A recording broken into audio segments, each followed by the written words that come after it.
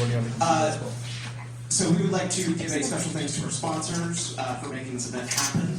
That includes the ANAC Secret Society and the Georgia Tech College of Computing for helping sponsor this event and allowing us to have the foothold on campus to actually make this event come true. Today, we would like to also share with you guys our own project here at LibreTech, which is called Libre. So this is Georgia Tech's student-run open software initiative where anybody is free to submit their own free software or hardware projects to our website, and it is viewable at any time from www.librelinker.us. These are all projects run by Georgia Tech students, faculty, whatever, and they have a direct connection with LibreTech Collective. So we would like to encourage everybody to please check out this website, see if there's any free software projects you would like to get active on campus with, then we will get started. LibreTech Collective is honored to host Dr. Stallman. This is a huge event for us, and it was featured on a couple different websites, most notably TechRights and its boss, as well as the Free Software Foundation itself. So we would like to also thank them for their support of covering us and allowing more people to come here. So with that said, Dr. Stallman has asked that we play a quick 14-minute video, and we will get started here shortly. I wanted to say that because there's a reason why I showed that 14-minute video. I practiced to deliver that talk with those words and make it fast, and therefore it's the best way to present the basic ideas of the free software movement quickly, leaving more time for other things to be said. So here we go.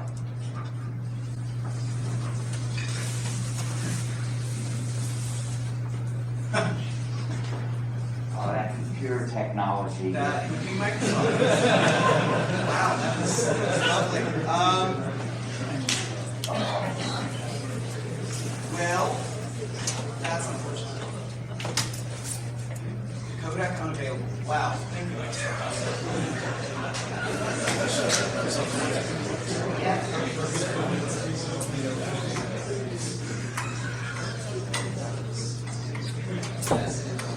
It was fortuitous. They have to keep us down somehow.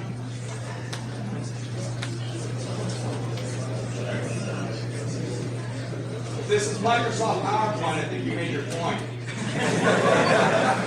What did you say? I couldn't hear her. Probably Go to the website I you couldn't love. hear it. I said if this is Microsoft PowerPoint, I think you made your point. Well, I would never have a presentation in that format. Microsoft or any non-free software to do our work. Yes, sir.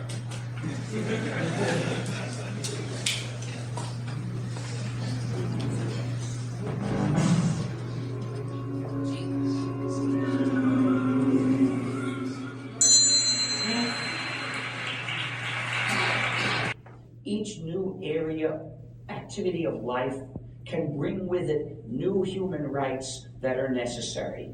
And the human rights depend on each other. If you lose one, it becomes harder to maintain the others. So nowadays, computing is so important in society that the freedoms of free software are among the human rights that society must establish and protect. Thus, how to help? Well, you can write free software. You can organize groups to campaign and persuade schools and governments to move to free software. You can help other people when they have trouble using free software or help them install it. You can say free software and spread the philosophical ideas.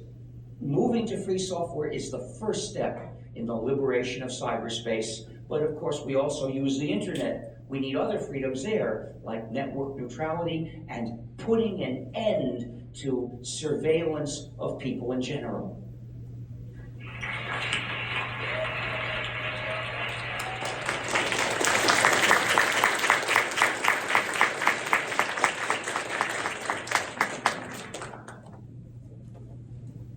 Now I've got to start looking at my notes about what topics to cover today. Is my mic working? That's good.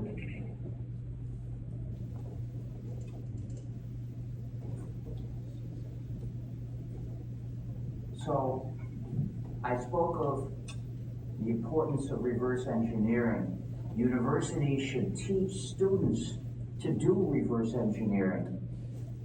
It should help them focus on the projects that will remove obstacles to winning freedom.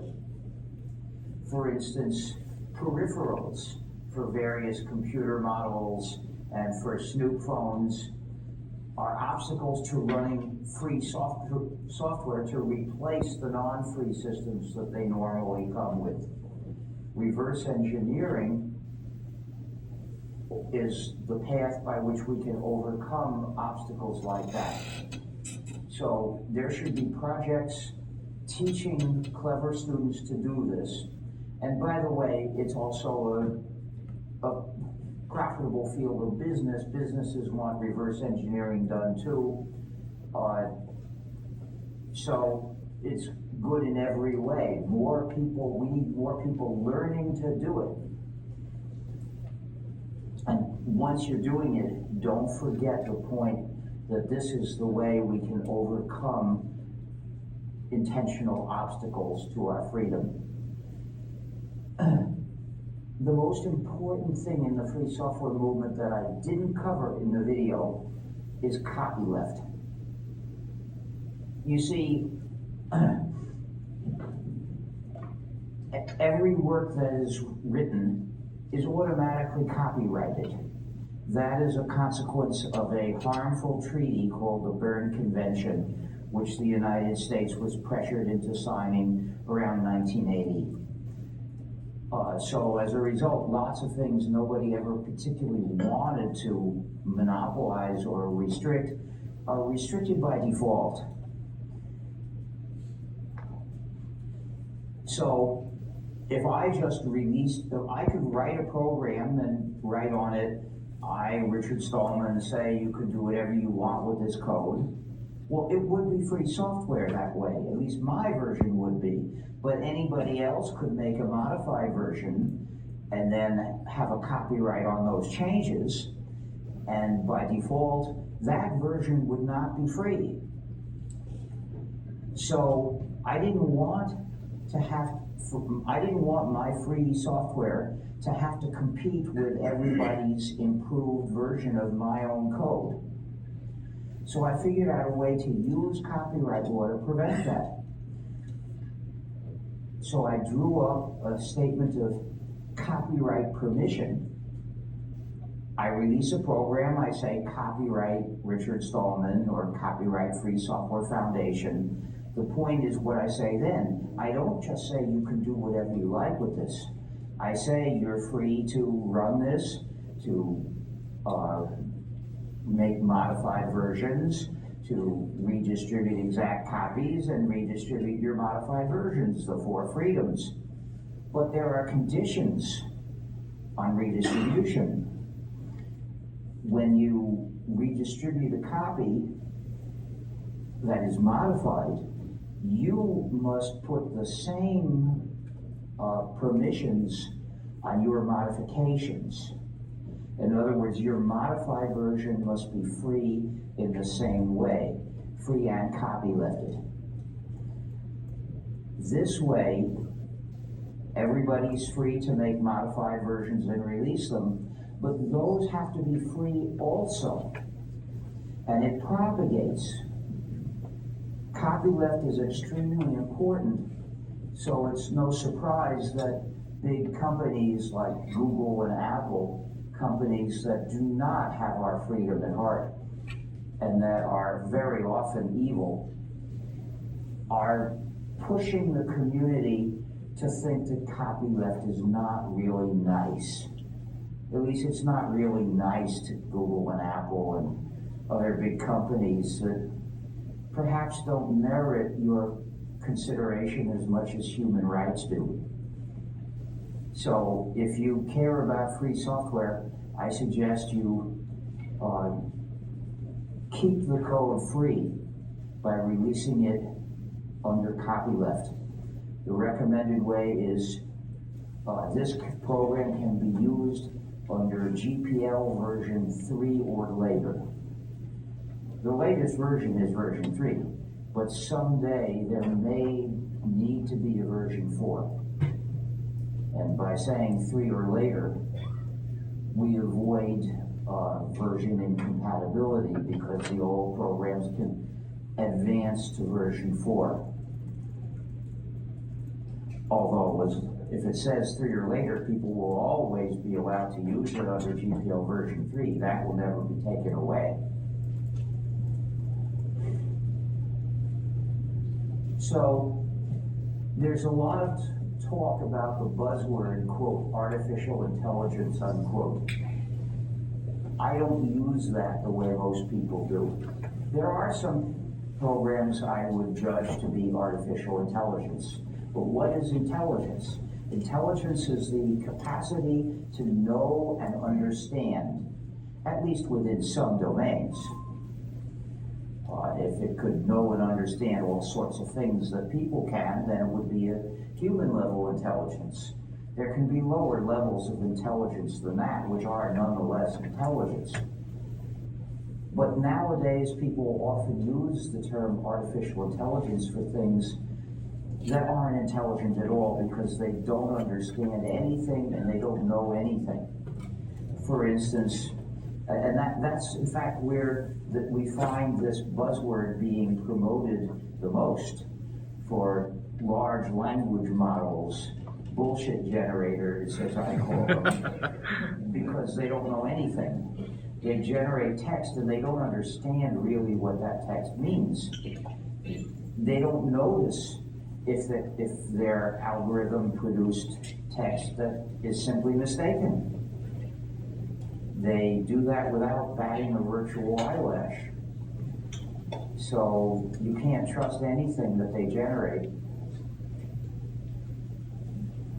And so I decided not to be part of their campaign to convince people that those things are intelligent. Every time you call them AI, you are endorsing the claim that they are intelligence, and they're not. So let's refuse to do that. So I've come up with the term pretend intelligence. We can call it PI. So if a system can really understand statements in some domain, maybe it's real artificial intelligence within that domain. But if it can't, then it's pretend intelligence. At least if somebody calls it AI, then it's pretend intelligence. And if we start saying this more often, we might help overcome this marketing hype campaign that wants people to trust those systems and trust their lives and all their activities to the control of those systems and the big companies that develop and control them. By the way, as far as I can tell, none of them is free software. Some of them have parts that are free software. Now, in the past decade or so, we have seen intense pressure on people to run non-free programs. Businesses won't deal with you. Some won't deal with you unless you run non-free software. Airline websites, I've noticed for many years, I can't use them. They try to send non-free software to run in my browser, and my browser won't let that run, so those pages don't work. If I want to get an airline ticket, I phone the company. That's the only way I can do it. Or I guess I could go to the airport. I live pretty near the airport. I could go there and buy a ticket. Might even be a feasible, convenient way. Although different airlines are in different terminals, so I might have to travel around a bit to compare. Anyway, and there are even governmental websites that won't talk to you unless you run non-free software. Well, I won't let anything pressure me like that. It was around 1996 that gnu+linux was running smoothly enough and handled the peripherals in our computers so that we could actually install it there. So we put gnu/linux into all our computers, and we had no non-free software in them. And this was the day of our escape. And I was determined that this escape be permanent. So ever since then, anytime someone suggested, or even worse, tried to insist that we run some non-free software, any piece of non-free software, I saw that as trying to spoil the liberation that we have won with hard work. And my response was, no. Whatever convenience you're offering us, whatever work it takes to refuse, we won't do that. And I'm still refusing to backslide. And this is extremely important. It's not just a matter of how I feel, although I hope you will learn to feel it too. It's a matter of maintaining the freedom that we have won, rather than letting it go. And there's a lot of pressure which you've already encountered to surrender it. Many of you probably are used by anti-social media. I never have been. When I found out what was going on, I was sort of disgusted by it. And I objected to the fact, for instance, that Facebook required people to give their real names. You shouldn't do that to people. Tracking and identifying people is the platform for repression. And we can see that repression happening now in this country. So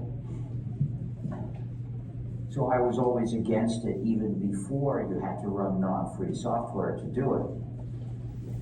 But most people are pressured into doing that without even thinking of these moral questions. And that's because it is a very widely used communication mechanism. The major ones are. If I set up a system for people to communicate with each other and 5 people were using it, you probably wouldn't feel much pressure to start using it too. But when, say, 500 million people are using it, you might feel pressure. You might feel, I can't refuse that. What would I be sacrificing? Oh no, I have to surrender. It's a shame, but I'll get used to it. And the problem is, once you give in like this, you become part of the problem. This is called the network effect. The more people use a particular communication system, the more attractive it is to others, but that attraction can be seen as a pressure as well. It just depends on your point of view, which one you call it. And most people think it's impossible to refuse. So I refuse. I'm really firm. No matter what reason there might be for me to start using that non-free system, it's not worth it. The feeling of defeat I would feel from having surrendered. So I just keep refusing and keep refusing and keep refusing. I look for ways to talk to those people working around it. That's that. And I hope you will start. I'm sure that this university, like most universities, pressures students to use non-free software. For instance, I'm told it gives people Microsoft email accounts, which normally require people to run Microsoft's unjust, non-free, therefore unjust, software to receive and maybe send mail. Well, you shouldn't do that. But there's a solution. You can get yourself another email account, one that you can use without non-free software, and then say, forward my email to this address. And then the email that would have gone into that Microsoft email account comes to you somewhere else, and you can read it and you can send the replies. And you can, if you like, you can have if you're using Emacs to send your mail, you can arrange that it will automatically change the reply to field so that the replies will go to the university's Microsoft email account, and it will come to you to read with free software. This is a very easy way to resist. People, though, often think that using the Microsoft software is merely an inconvenience. They're used to thinking about how convenient or inconvenient is this program. But the first thing you should think of is, this is an injustice, and I'm being pressured into endorsing it and propagating it and helping to pressure other people. It's your duty to go to that small effort to avoid upholding wrong. It's an opportunity to do something that will help society resist non-free software, because this is one of the easiest cases. Start with these, and then look for other instances of pressure to join in injustice and campaign against those. Sometimes it will be necessary to get a lot of people together to demand that the university offer another way. But you can win fights like that, because what you're demanding is not going to be a disaster for anyone. It's just respect for your freedom. The people who have been pressured by one of these network effects into spreading unjust computing, I refer to them as victim co-perpetrators. First, they're victims. They're pressured into doing something that surrenders freedom. That's being a victim. But once you surrender it, you become part of the pressure on other people, the same pressure. But if once you've surrendered, you're now on the wrong side of it. That's why I say co-perpetrators. First, you're the victim, but if you yield, you become a co-perpetrator as well, which is why, morally speaking, you should not yield.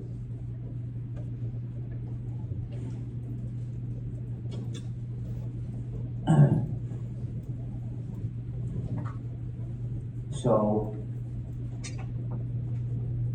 I promised to talk about a long list of injustices that free software is a shield against.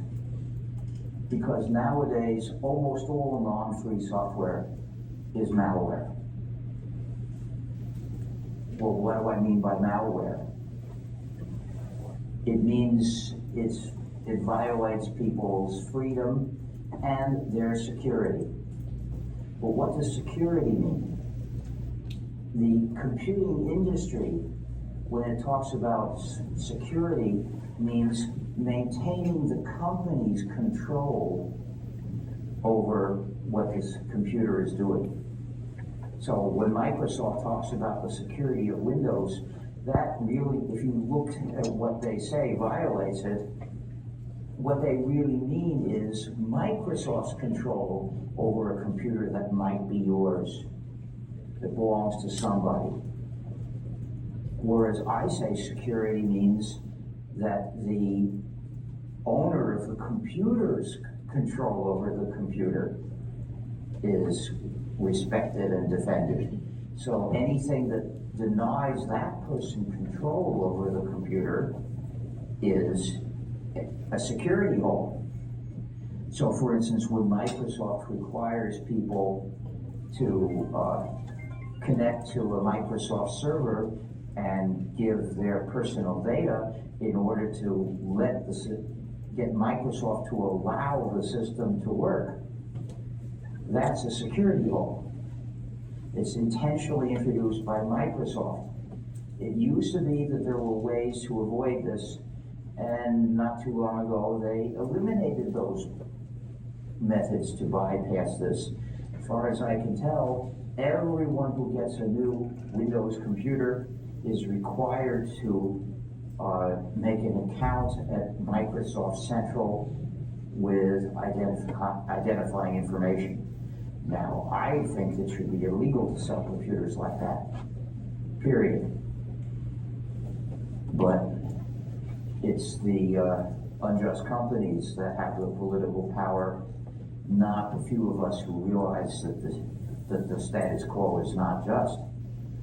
So the point is, whenever there's a discussion about security, it's likely to be a discussion at cross purposes. Microsoft is talking about defending Microsoft's control over people's computers, and Apple is talking about maintaining Apple's control over people's computers, and Google is talking about maintaining Google's control over people's computers. And none of those companies is trying to defend users' control over their own computers. But that's what free software respects. If you don't want malware, and if you understand malware as meaning software designed to hurt the user, then you look at all the examples, you'll see that non-free software tends to be malware because it's designed by developers that have a vested interest in making it malware. When the users run non-free software, that's the developer's opportunity to mistreat the users through malware. The computing press doesn't talk about this issue very much. It does sometimes criticize egregious malicious functionalities, but it doesn't see how broadly this issue applies to non-free software. It doesn't recognize that when programs are non-free, this is what's likely to happen.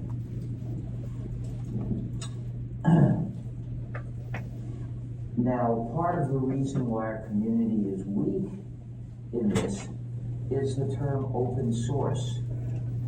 The term open source was coined in 1998 by people who wanted to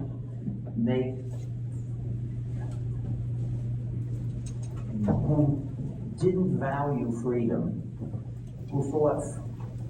they liked free software. They wanted to extend free software. They wanted businesses to develop and sponsor free software, but not particularly because of freedom. They didn't see a non-free program as an injustice, the way I do. So they made up a new term, open source, which didn't directly refer to freedom at all. And they attached to it a set of ideas and philosophy that doesn't talk about freedom at all.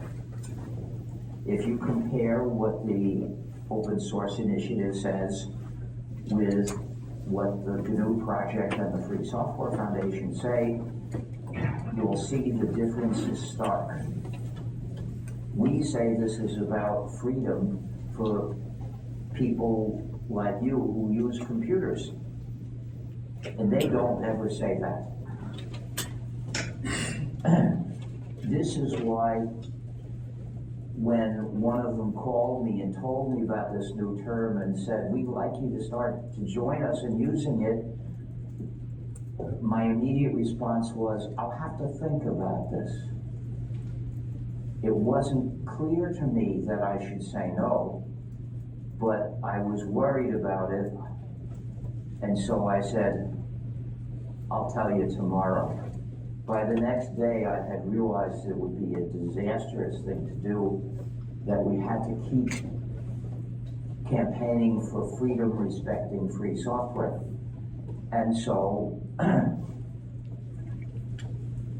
you can see what I have to say about this in gnu.org/philosophy/open source misses the point.html.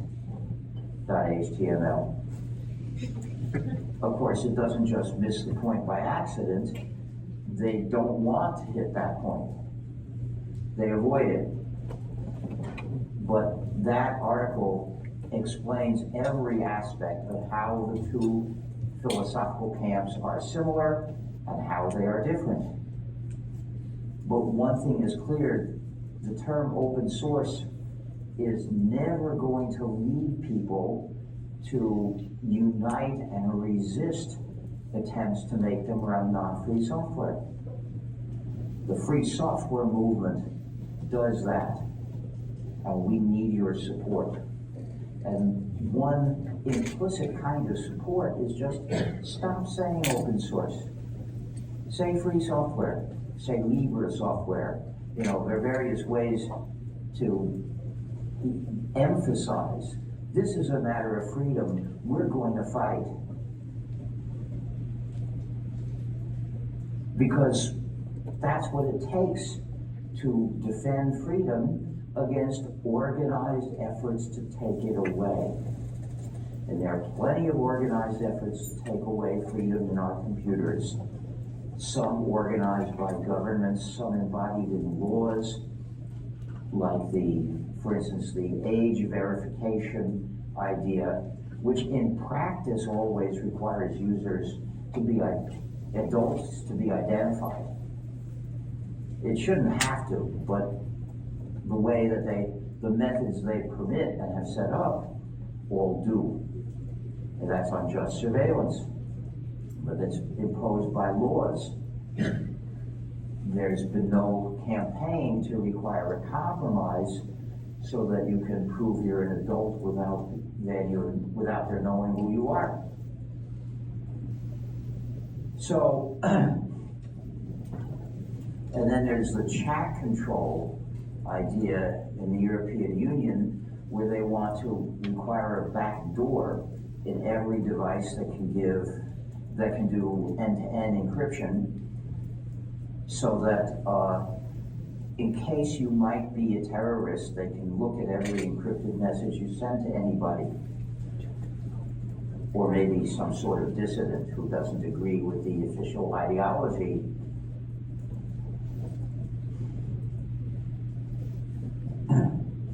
So,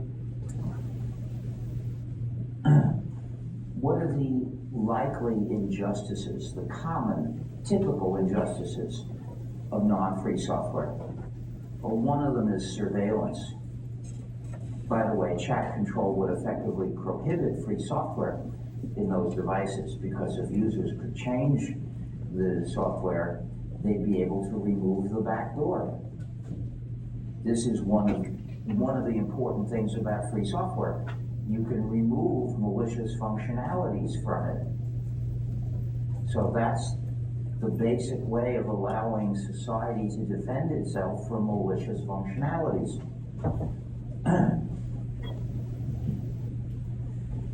So many products will automatically upload the user's data that's going through them. They're designed for surveillance. There was even a sex toy that was designed so it could be controlled over the internet. I suppose that could be fun. But how did it work? Well, the commands to the device had to pass through a particular server that belonged to the manufacturer. So whoever you wanted to send commands to your device, you gave that someone permission to send commands to it through the manufacturer's server, which means that the manufacturer knew what all the commands were, and I expect knew who was sending them to, and knew who you were too. This is something that nobody should have been permitted to know. But that wasn't enough. All the responses went through that server as well. So it could probably tell various things about you from that. And people found out that the device had been built with a thermometer, and the thermometer readings were sent back through that server too. Well, with a thermometer, the manufacturer could tell when the device was in contact with a human body. And I speculate also how it was in contact with a human body. And this thermometer was there purely for surveillance. It's not something human users needed to know. So this device was the essence of malice. But this is standard practice. I have a printer. The printer has non-free software in it, but no one can ever change it. How do I make sure no one can ever change it? It can never talk to the internet. It's on a separate Ethernet, which has only 2 machines on it, the printer and my laptop when it's there plugged in. That's the only thing that makes it safe.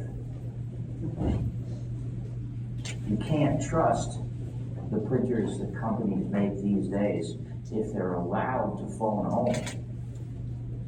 So you've got to block them.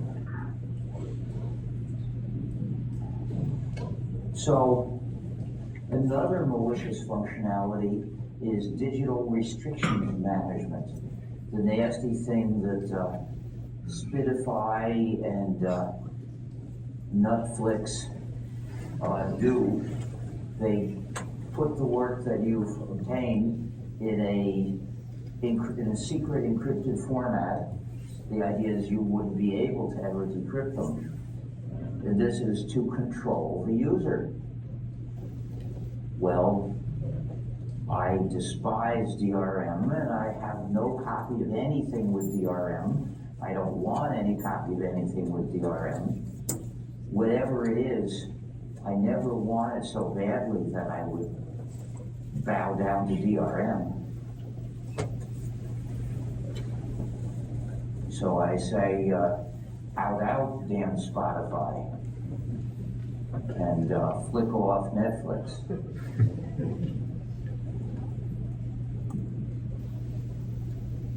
There are back doors that can sabotage machines. Windows, for many versions, has had a universal backdoor. Microsoft could and still can forcibly change the code in any way whatsoever, as far as we know.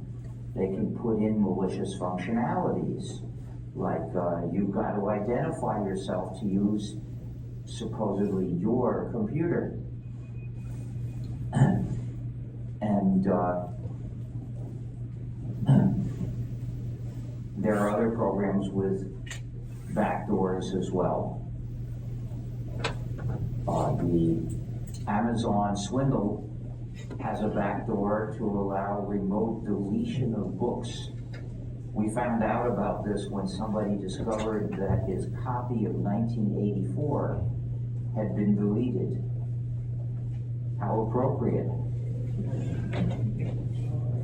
Well, a device that can do that is a vicious and malicious device. You know,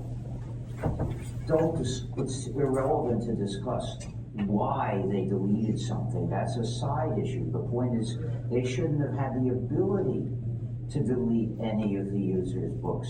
If they can, then that product should be rejected entirely.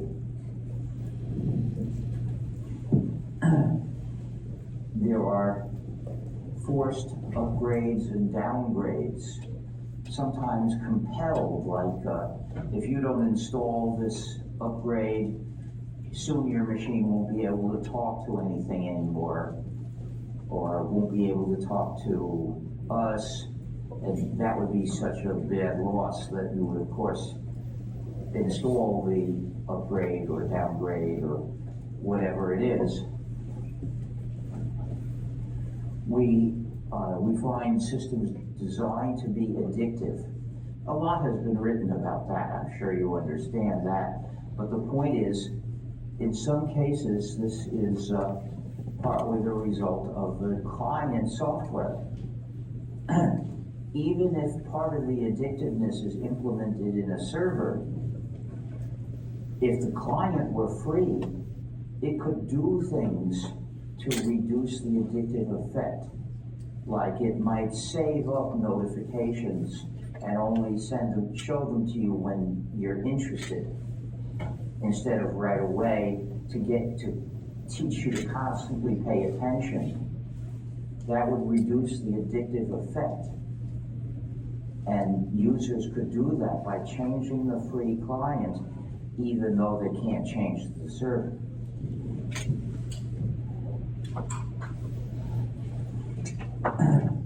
Likewise with various kinds of dark patterns.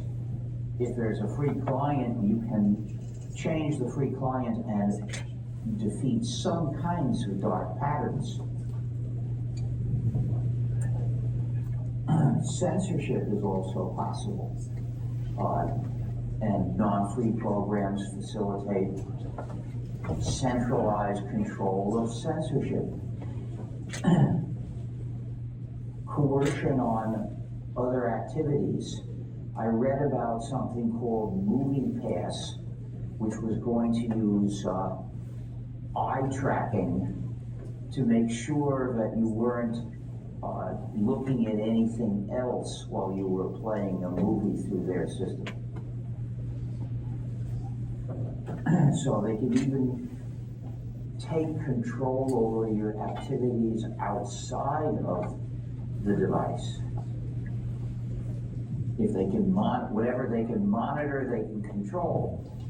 But if you had free software, you could just modify it so that it would always say that you're staring at the device, even if that's not true. The right to make your software lie for you is absolutely crucial. No one must ever have the right to ask you a question and demand an accurate answer. That translates into power over you.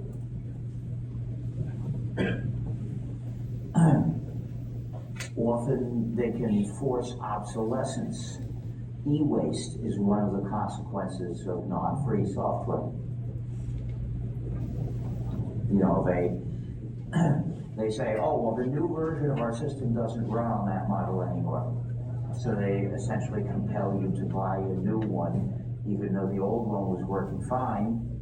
If it were running free software, the free software would still be maintained for many years longer, as long as users care. In fact, free software is famous for making it possible to support computers that are quite old. And then sometimes the device requires a subscription. The sex toy is an example of that, and the printer doesn't exactly require being in contact. It never is in contact with its manufacturer, but it continues to print. But there are devices that won't work unless they get into regular contact, such as to verify you've got a subscription of some sort. Any device that can contact some company to verify you're still permitted to use it is malicious. That should be illegal, I think, but in any case, it's a reason to reject that product.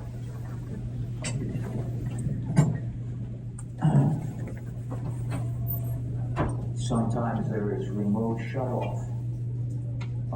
This is something that John Deere tractors are famous for.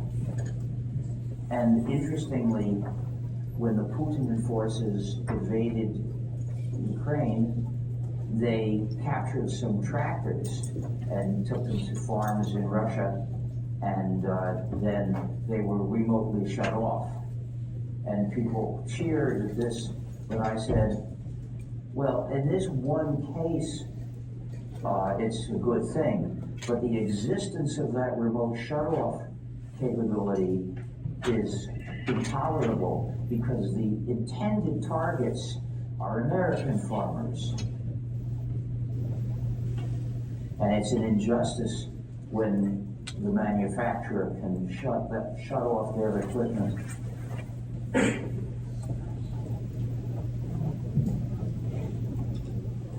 And they can often use their non-free software to create incompatibility. The new version of this won't work with those other systems anymore. But you need to install the new version because there are now things you're compelled to interoperate with that only the new version will handle. With free software, the users can fix that. But in general, insecurity that users can't fix is one of the consequences of non-free software. Censoring what applications you can install is common. That might be part of chat control.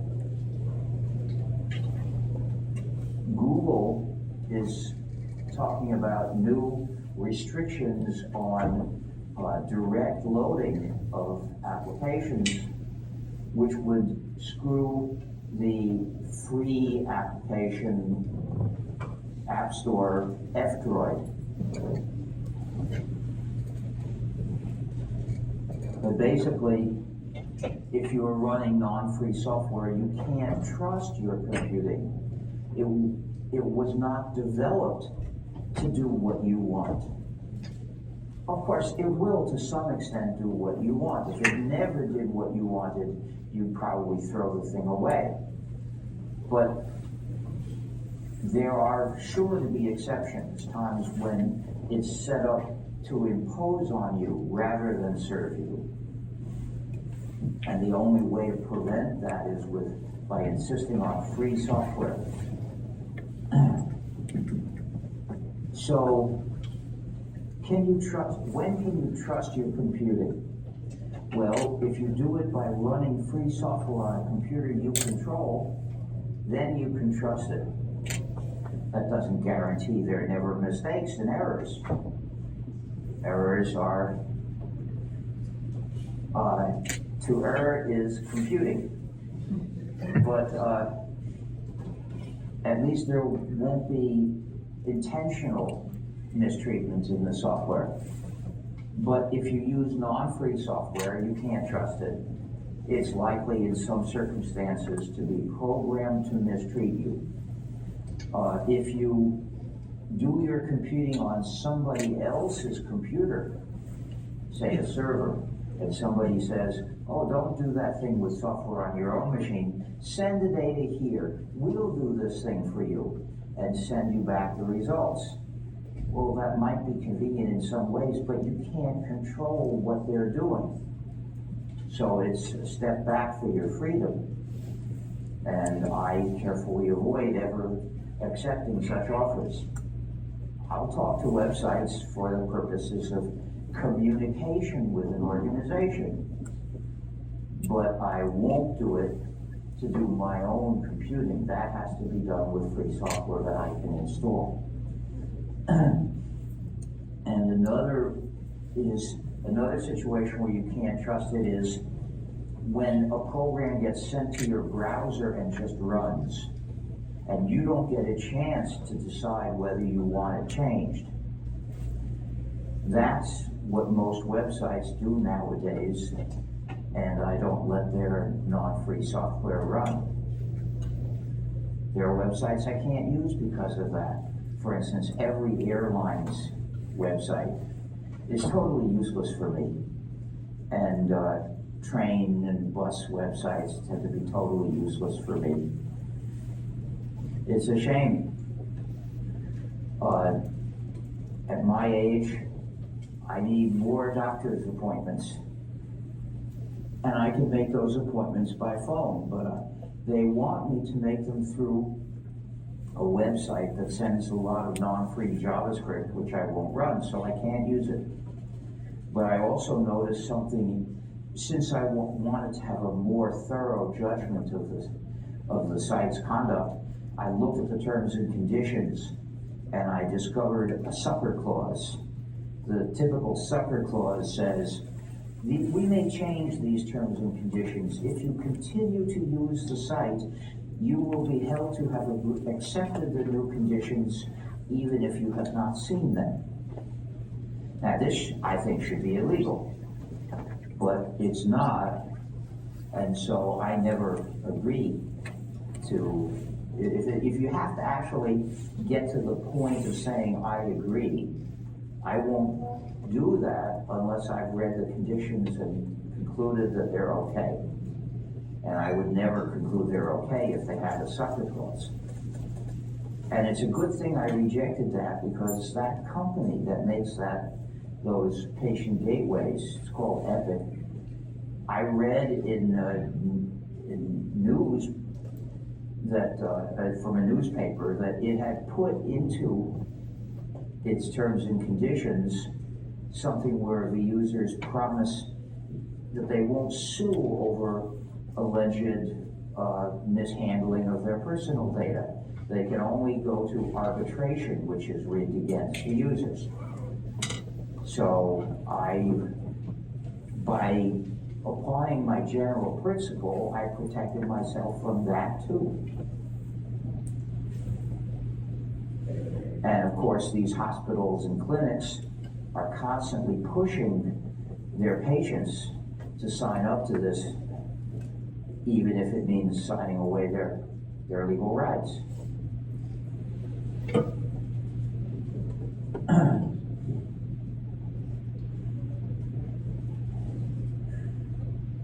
So, but I also won't run the non-free software that they send to me. So basically, but even if the JavaScript code happens to be free, it's still the case that you'll automatically be running the version that the site is sending to you. And if the site changes that code, what you run automatically changes. It should be up to you which version to install. It should be up to you if you want to change it or use a version someone else has changed for you. So, I guess it's time for me to switch to questions. But basically, please join the Free Software Foundation. We need your support. And please join in pressuring the university to start respecting your freedom. It's not that hard to win such fights if you're persistent, not frantic and screaming, but steady and firm. You can find the Free Software Foundation at fsf.org. And at this point, it's time for questions. So, have you handed out the papers yet? Not yet. I will be coming around with these note cards. Ladies and gentlemen, please fill these out. Use your best handwriting, and we will give these back to Dr. Stallman. I asked people to hand in questions written because I have some hearing problems, and if we passed around the microphone, that takes a long time. It's a big, boring waste of time. And then half the time I won't be able to hear the question you said, and I'll have to do something so that I get to hear it, and that's even more boring, wasted time. But I can read much more clearly than I can hear. So by writing your questions down, it goes much more smoothly, much less boring waste of time, and many more questions actually answered. So, is there someone who can collect the questions now? Is there anyone else helping?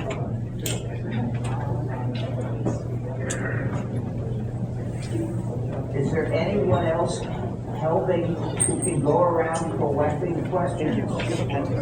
Yes, sir. Can somebody please help out?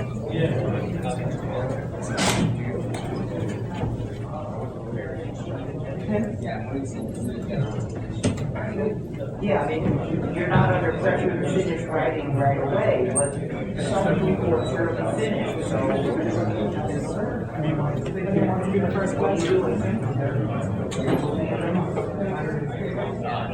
Oh, nothing has been written. Can't imagine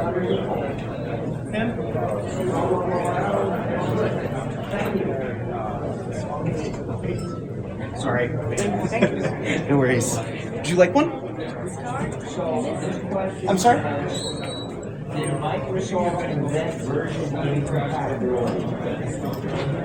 I don't know, but I don't think so. You see, incompatibility between versions of the program is inconvenient, but sometimes there are important reasons to make an incompatible change. It's that I wouldn't put that down to malice. Now, but most version incompatibility just means, oh, you can still do this, but the way you have to do it, the commands you have to use are different. That is not malicious. On the other hand, saying, we've decided not to let you do this anymore, that's nasty. Was Microsoft the first company to release software with known undisclosed bugs? I have no idea. But with non-free software, that tends to happen. It may have unknown, undisclosed bugs too. The point is that users can't fix them. What is your favorite book? I don't have a favorite book. Sorry. You said AI is a misnomer because it doesn't understand. Well, I said sometimes, usually it's a misnomer, but there are programs that do understand some things within some domains. And those, I'd say, are artificial intelligence. A lot of these programs do medical diagnosis. They're programs that can analyze data, such as images, and do a better job of diagnosing certain maladies than a skilled human. If the human's intelligent, I guess the program is too. But doesn't this need a definition of understanding? No. We have an everyday idea of what it means to understand.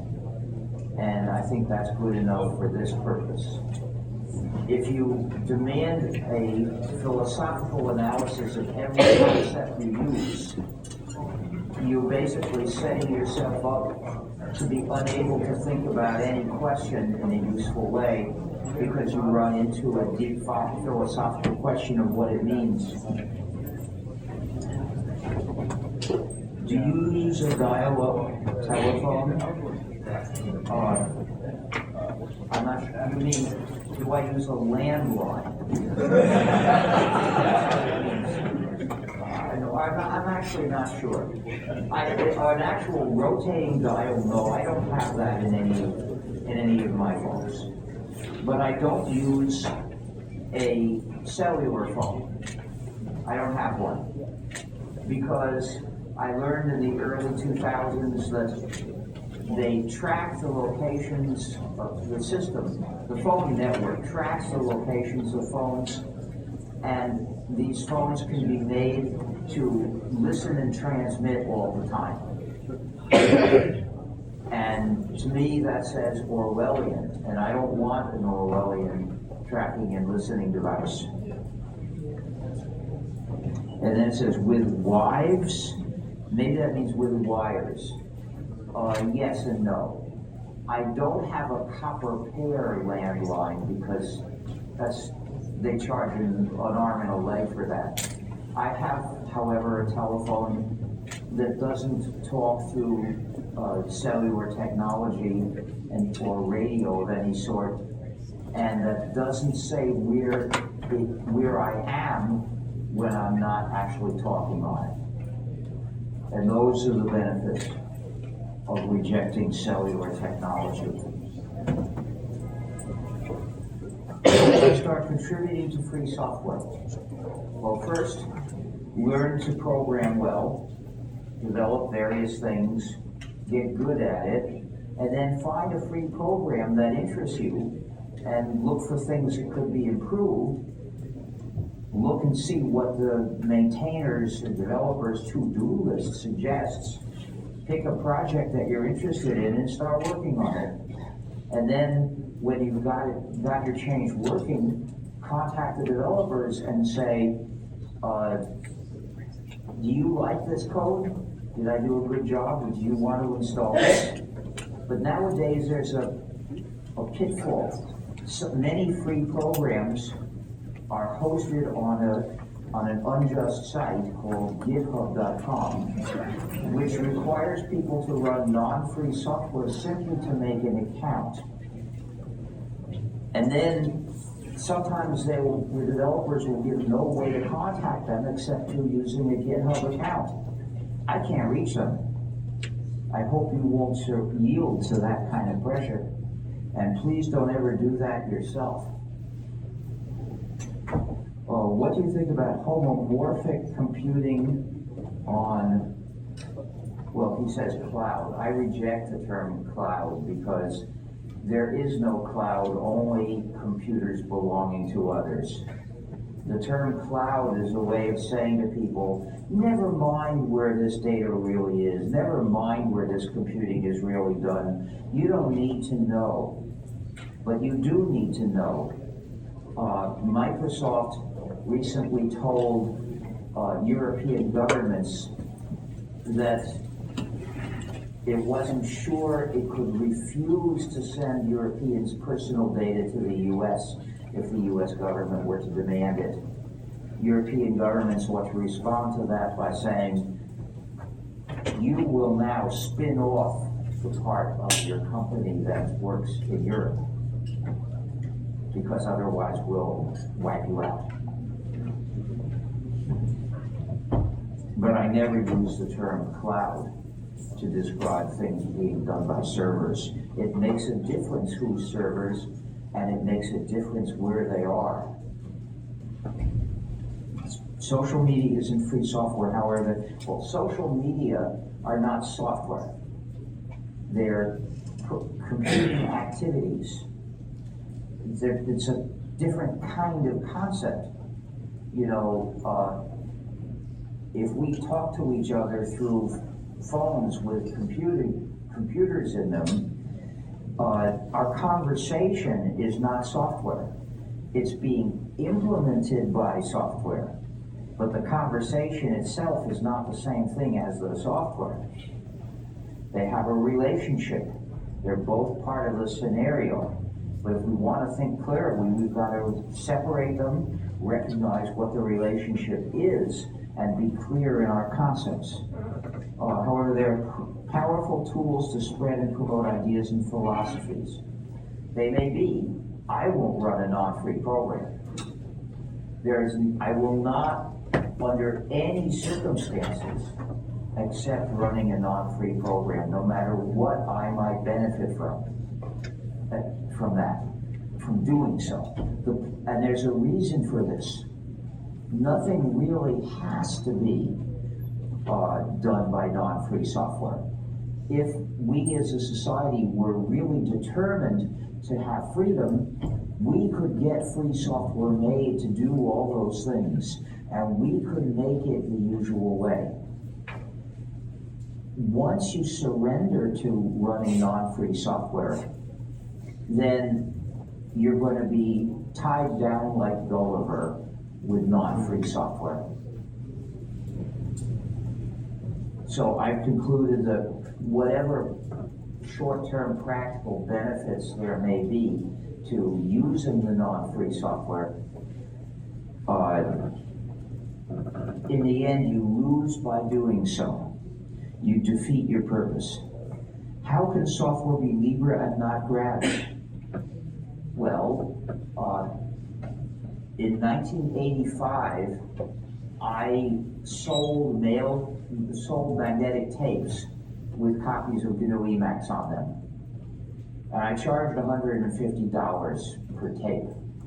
Now, this was much more than the actual cost of a magnetic tape and an hour or so to write it and mail it. I was making a profit, which was fine with me. I quit my MIT job. I needed to make money somehow, and this was an ethical way to do it. Now, of course, you could download the same code across the internet, but that didn't make it wrong for me to sell magnetic tapes with this code.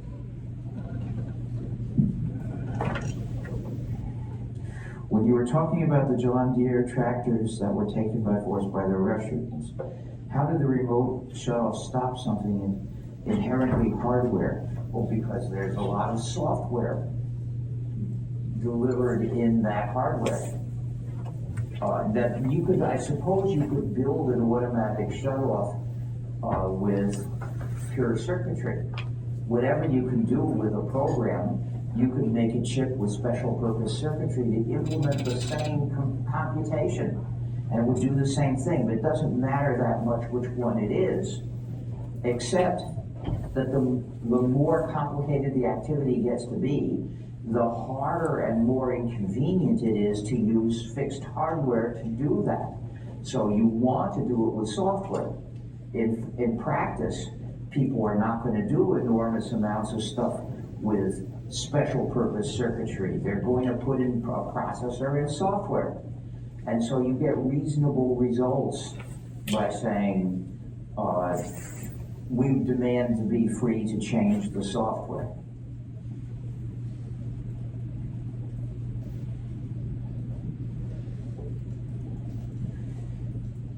How do you expect to cover costs for free software?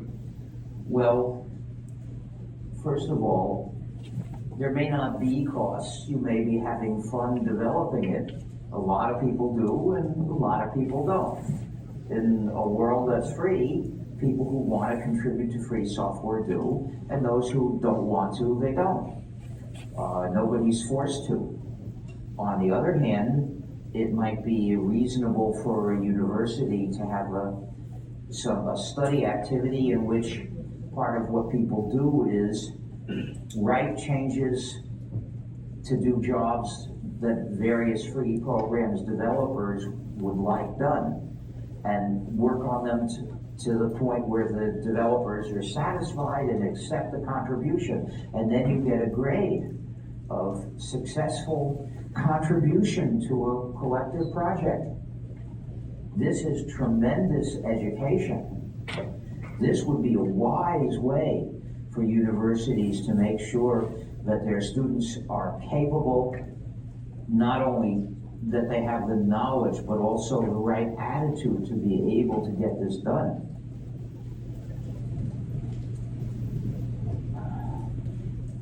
Do you still use T-Scale on a LibreBoot ThinkPad? I do. The herd, basically 15 or 20 years ago, it turned out that the GNU herd had architectural flaws that no one saw a solution for. And so we stopped prioritizing that. Too bad. But the crucial thing is to have a kernel that permits running without non-free software. How do the ideals of free software mesh with software developers need to get paid for their work, unquote? Well, this person used the word creator. I don't refer to software developers as, quote, creators, unquote.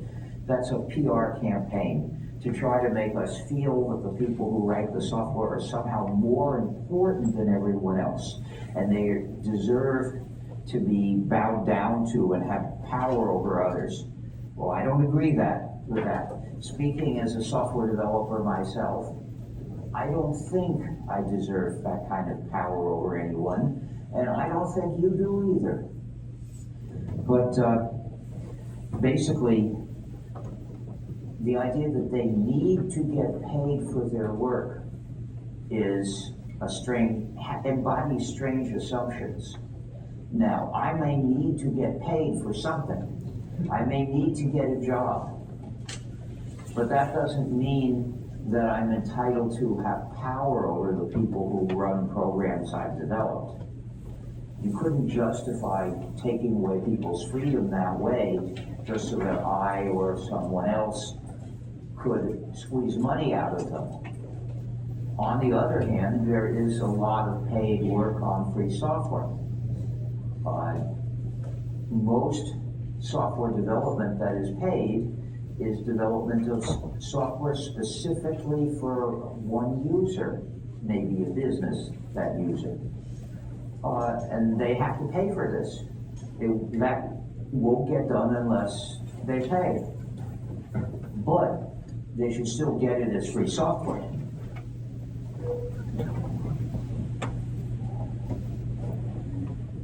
What technologies would you classify as AI? Mostly they're pattern recognition of various sorts. I read that there's a program that can tell you very quickly and accurately whether a picture of an insect shows the very dangerous Asian hornets that kill honeybees, or some other kind of hornet which is not invasive and is not particularly a threat. This is important. It's crucial to find those Asian hornets and wipe them out. And this program will help people do it. What is the best guard for ordinary people against malicious software that is free and Libre? Well, indeed, it is possible to put malicious code into a free program, just as it's possible to put it into a non-free program. However, it's a lot easier for users to detect this and fix it if it's a free program. And that's basically what happens. You're much less likely to find malicious code in a free program that other people can read than you are in a non-free program whose source code hardly anyone is allowed to see. In fact, people have become accustomed to seeing lots of kinds of malicious code in non-free programs. The developers don't even pretend it's not there. They admit it's there.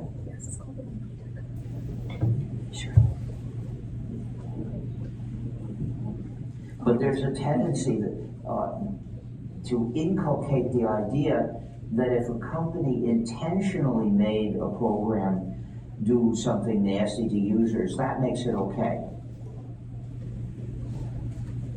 Like people know that Netflix has DRM, that Google makes DRM, that Amazon makes DRM,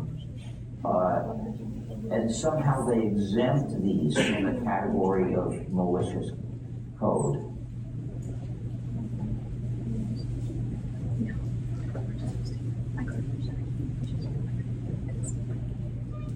Oh, why is selling software permitted? Why did I define things that way? At the beginning, I was quite clear that selling a tape with a copy of gnu+linux on it didn't deny anybody's freedom, so it wasn't wrong. If you paid $150 and I sent you a mag tape, you would get exactly the same stuff that you could download over the internet. And it wasn't designed to restrict you in any way, and you were free. Either way, you had the freedom to redistribute it, change it, and distribute the modified version. That's why I wasn't doing anything wrong by charging money for the mag tapes. And if you suppose you couldn't afford $150, but you had 10 friends, suppose you weren't on the internet, so you couldn't download it, but you could get together and put in $15 each and order one mag tape and then make copies for all of you. So selling in this way wasn't going to prevent people from using it. It wasn't going to leave some people in the lurch. So for reasons like this, I concluded it was a legitimate thing to do. Because remember, free doesn't mean nobody's getting paid. That's not what it's about. Free refers to freedom. What are your thoughts on, you wrote copywritten, but copyrighted is the right word. It has nothing to do with writing. Non-software works.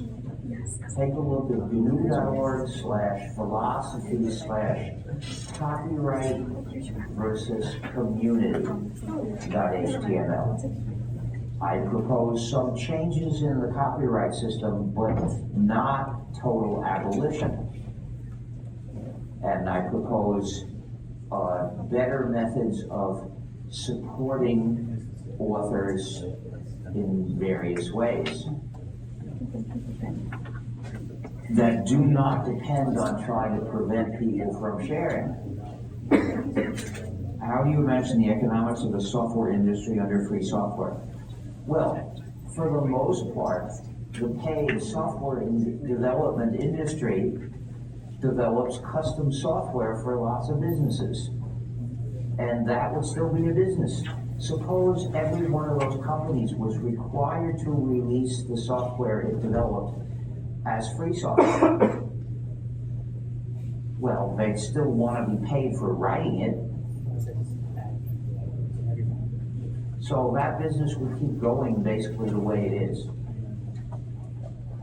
Do you have concerns that normalizing government regulation of technology, example, Windows-like logins, could affect hobbyists' abilities to distribute work and other freedoms?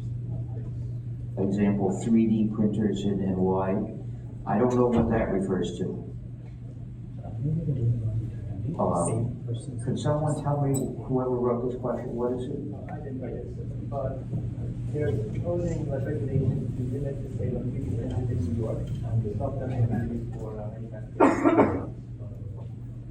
I think that's basically absurd. I'm not particularly in favor of 3D printing of guns, but to limit 3D printers is outrageous. But it's a fact that governments can make laws, and I don't see how we could possibly make it impossible for governments to make bad or unjust laws, except to be thinking about these questions.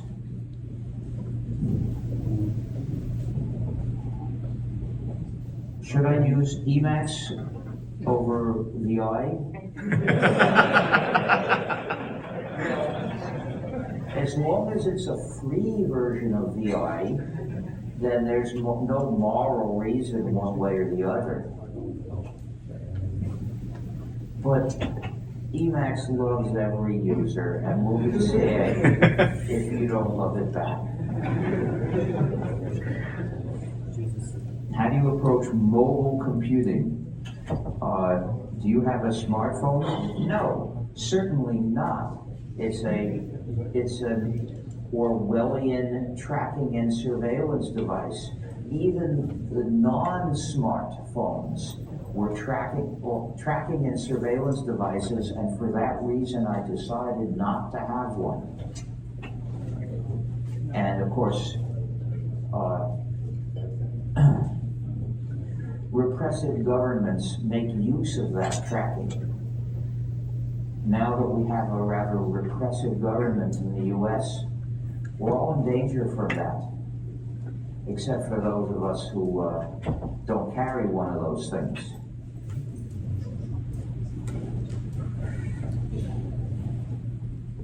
Why are you so confident that free softwares are good are good and important?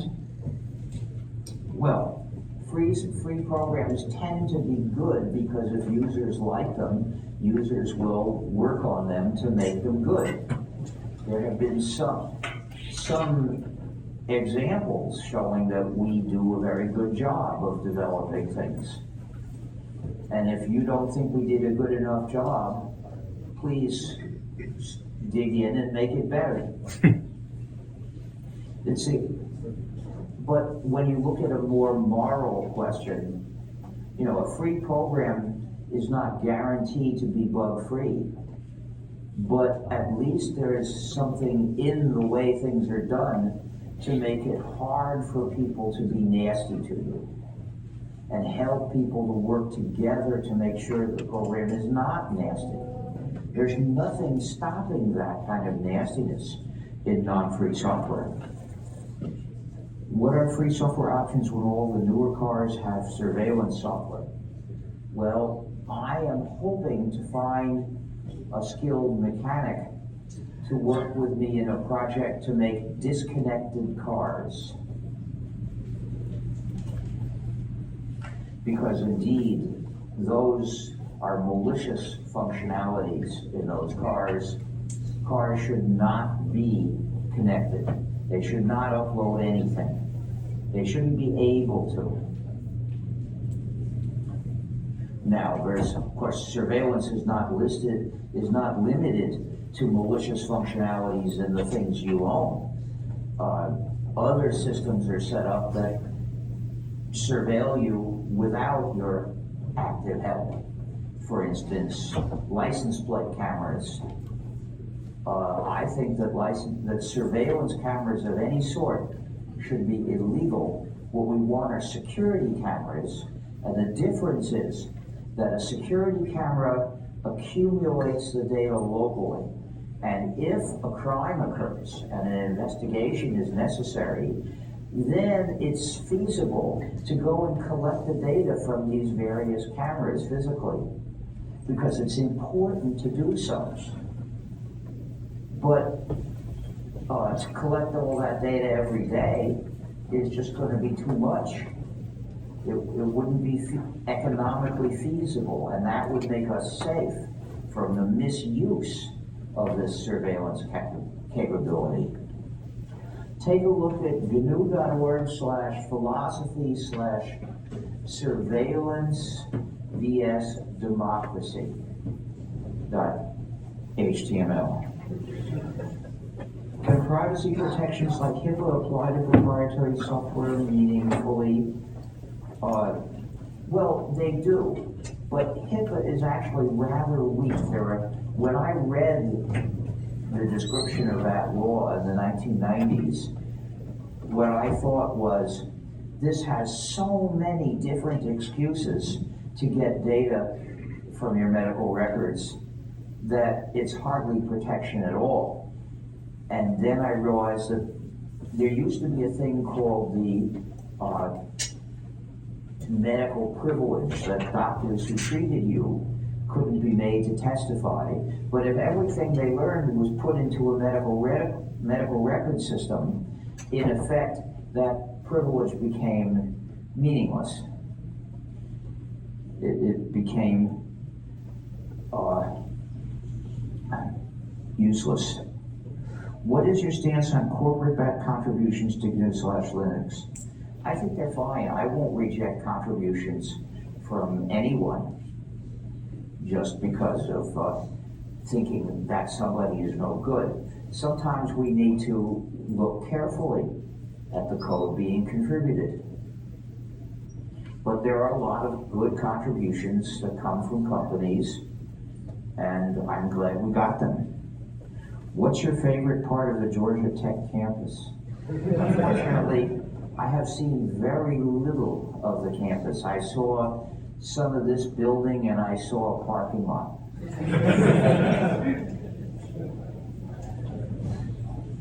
On the other hand, yesterday I went to a wonderful Vietnamese restaurant. I was delighted. I think it's called Nam Phuong.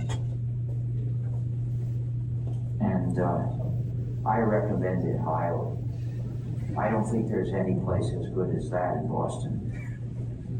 How do you apply the free software principles to the hardware side? Well, for the most part, we don't, because hardware and software can both be used to design carrying out a certain computation. But there's a crucial difference about hardware, which is that you can't change what's inside a chip, not the physical structure. It's feasible to change a program and distribute the changed program and for people to install that in place of the previous version. And so people should be free to do that.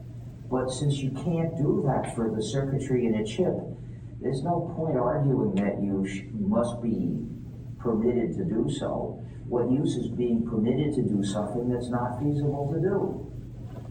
But it also, it's a mistake to ask whether a piece of hardware is free. A piece of hardware is likely to have different designs of different parts. It might have a circuit board which has a design. It might have, say, 3 or 50 chips in it, each of which has a different design.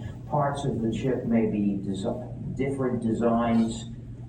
The meaningful question is, given a hardware design, is it free?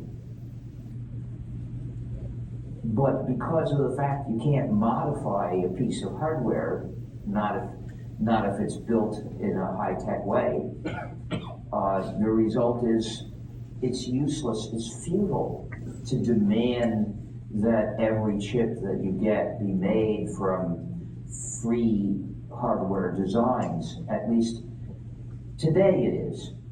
In 30 years, we may have personal chip fabricators, and then it would make sense to demand free hardware designs so you could modify the design and make your own chip.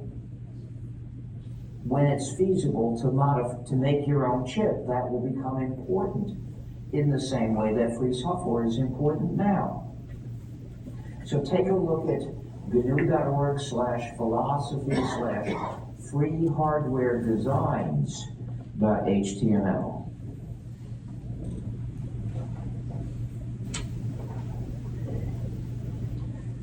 Are there any applications of radio in the future in free software/computing? Well, there's a program called GNU Radio, which implements software-controlled radio transmitters and receivers. So the answer is yes, and it's already done. What do you use as a computer given Intel has the management engine and AMD has, I don't know what it stands for, but it's something similar. These are hardware backdoors. Well, I use a ThinkPad that is rather old.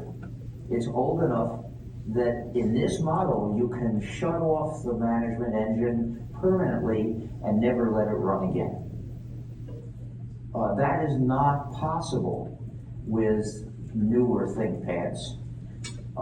So I don't use them. I don't trust them.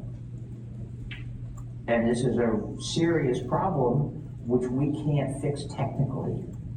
Well, people keep looking for how they can disable the management engine in the newer ThinkPads. But the best they've come up with is you can turn it off once boot has finished. But who knows what nefarious thing it will do to the rest of your computer before reaching that point. So with some sort of leak, it might be possible to figure out how to change the software in the management engine. What I'm hoping is somebody will make computers that don't have this problem. What is the easiest or most efficient way to introduce people to Libre software? Well, I'm not sure, because what I do is teach people about the moral issues at stake. I hope that people can grasp these moral issues. I figure you don't have to be a genius to succeed in understanding what's at stake here. You just heard me do it. Well, it comes out a bit different each time, but you see my method. I figure that if we want free software to be normal in society, we've got to teach people to demand it, to say, I won't stand for that injustice anymore. If you don't mind sharing, what operating system, email system, and other free software tools you use? Well, I'm using the gnu+linux system. Specifically, I'm using one of the free distros, which is called Treescale. I read mail and send mail using gnu+linux. You know, gnu+linux started out as a text editor, but has been extended to the point you can do almost anything inside it. One of the first extensions I developed was to read and send mail. In fact, that comes from before gnu+linux. I wrote that in 1975 to use it in Tico before the first Emacs.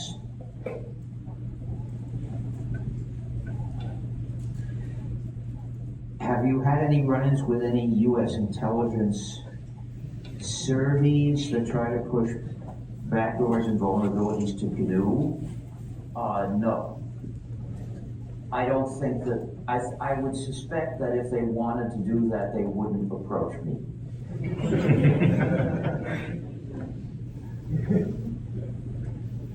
What is the OS of choice for desktop, mobile? Well, gnu/linux is my operating system of choice for desktops. But for mobile devices, basically, they're all bad. And I don't want the tracking that mobile devices do, so I don't want to have one, and I don't. Do you think mobile Linux will grow and eventually compete? Well, it wouldn't make any difference. First of all, when they say Linux, that's not coherent.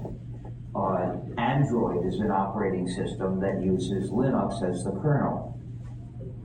There's no GNU in it. You know, it's if you want to consider an operating system which is not gnu+linux, but does have Linux as the kernel, Android is an example of what you mean. So if someone uses the term mobile Linux, I guess why would a person say that and instead of just saying Android?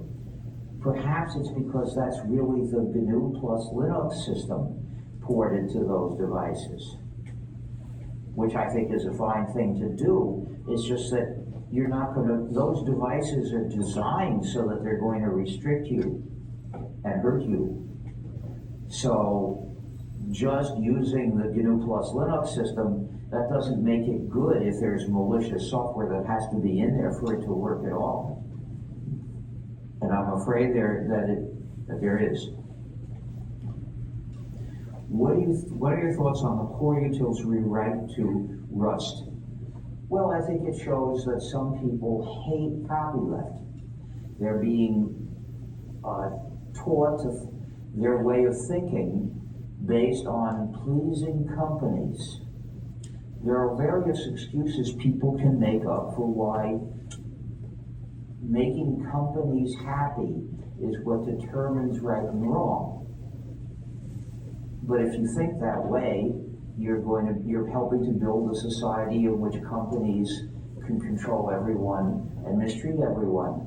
No democracy and no human rights. What do I think of Rust in general? Well, I don't know the Rust language, but I don't need to know it. I mean, there are lots of languages, and I'm in favor of all languages as long as they're implemented in free software. But there's a problem with Rust in the trademark conditions. It's not clear we don't want to change the Rust compiler ourselves. We really would rather not. It's not our field. We have no technical ideas for it. So what we would want to do is just pass it along. But we are morally obligated to make sure that if somebody gets it from us and wants to make changes for whatever reason, that this doesn't require very difficult things to be done to that package before it can lawfully be distributed. We can't, the trademark conditions on Rust don't make it concretely clear what changes you have to make to be allowed to distribute a modified version. Now, if it's okay if a free license says, well, if you want to commercially distribute a modified version, you've got to change those 5 words over there. That's a minor thing to do. If that's the requirement, it's okay. We'd say it's still free software. The problem with the Rust trademark requirements is we don't know concretely what changes they would require. I sure wish they would clarify this. That might show there's no problem. But it would be nice if there's no problem.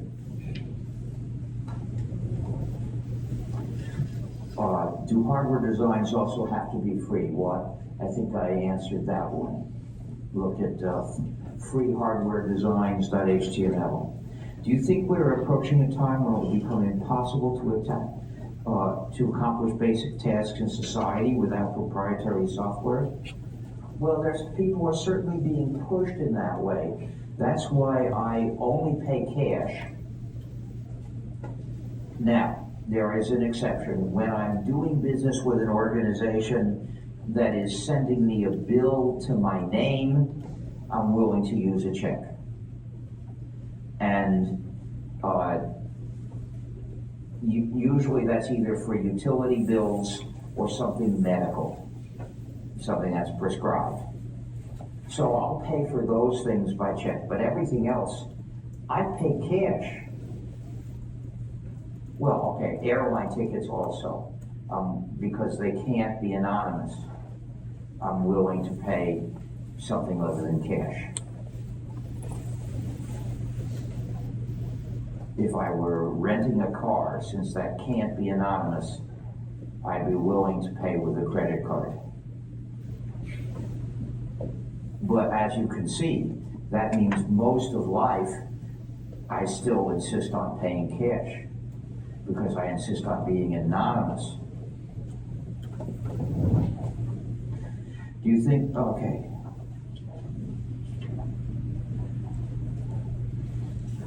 How do you feel about Asahi Project's efforts to reverse engineer and allow the ability to run free software operating systems on newer model Apple ARM computers? I've never heard of it, but it sounds good so far.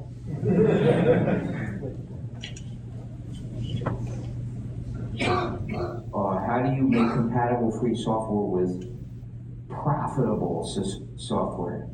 I'm not sure I understand. I can see 2 meanings for this, but both of them, each of them makes a strange assumption. So,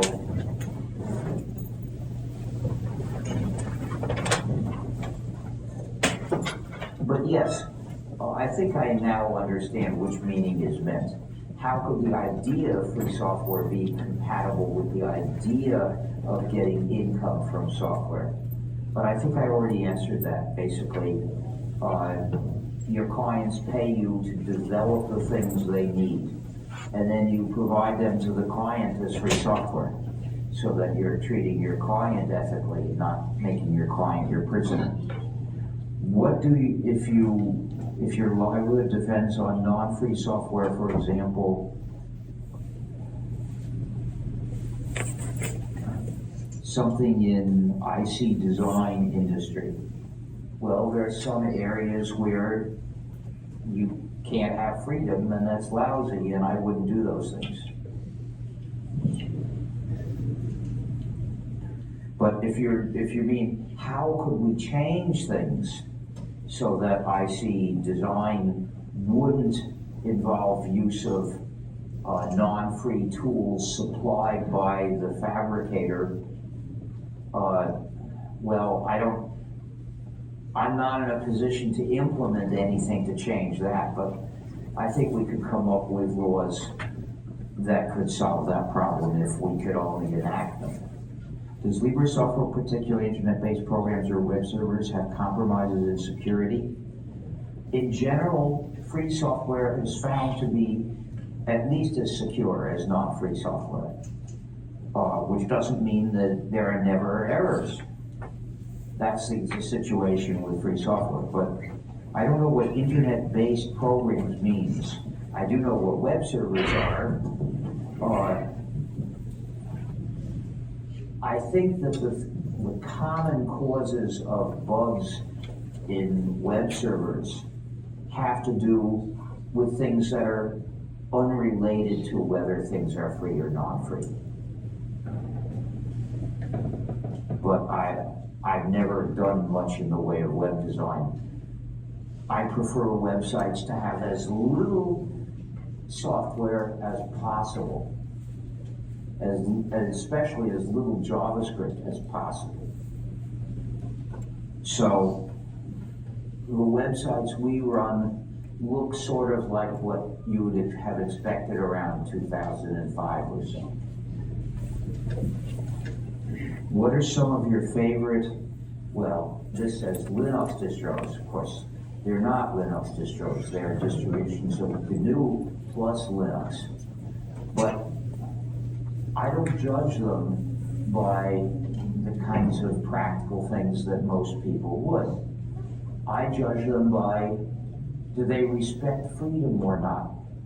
Do they contain some non-free programs, or do they take a firm stand and refuse to include any non-free programs? Take a look at gnu.org/distros/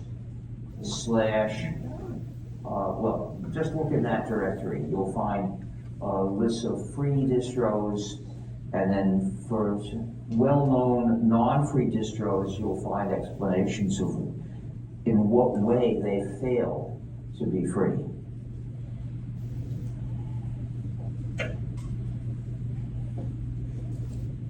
Net neutrality protections under the FCC are a loss to freedom, which is now approaching a decade since that decision was made.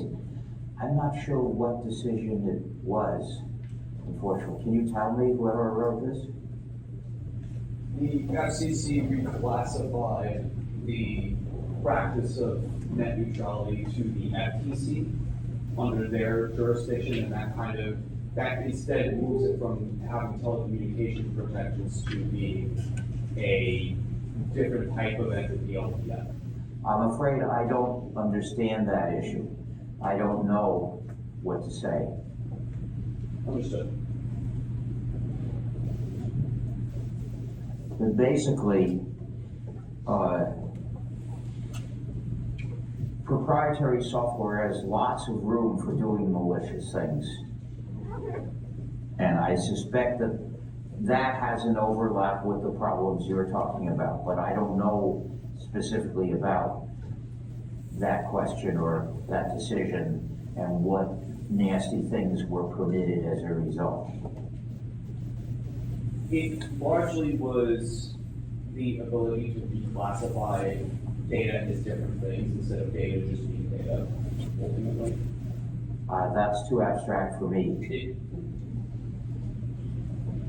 It would be a conversation for Yeah.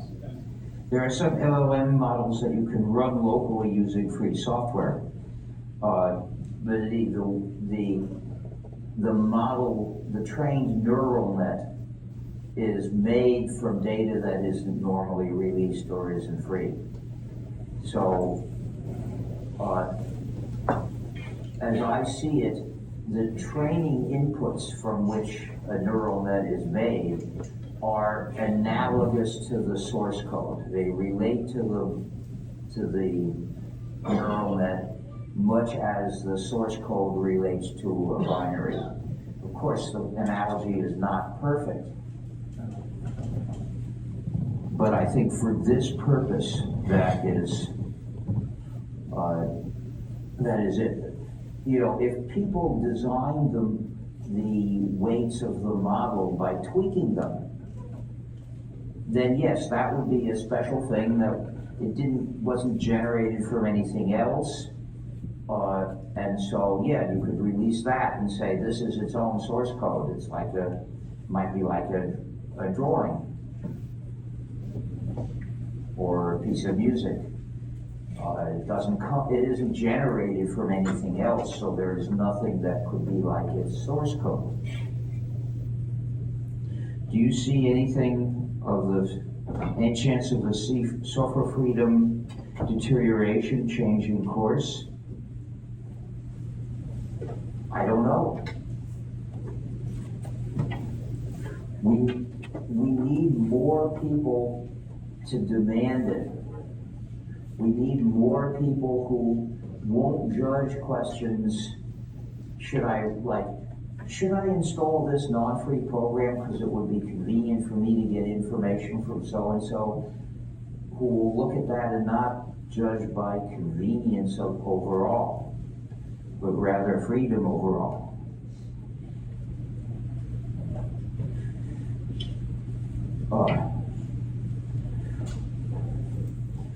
When it comes to AI, it seems there are already many productive and creative uses.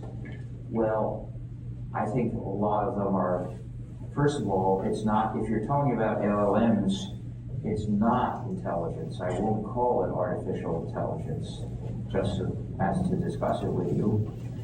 And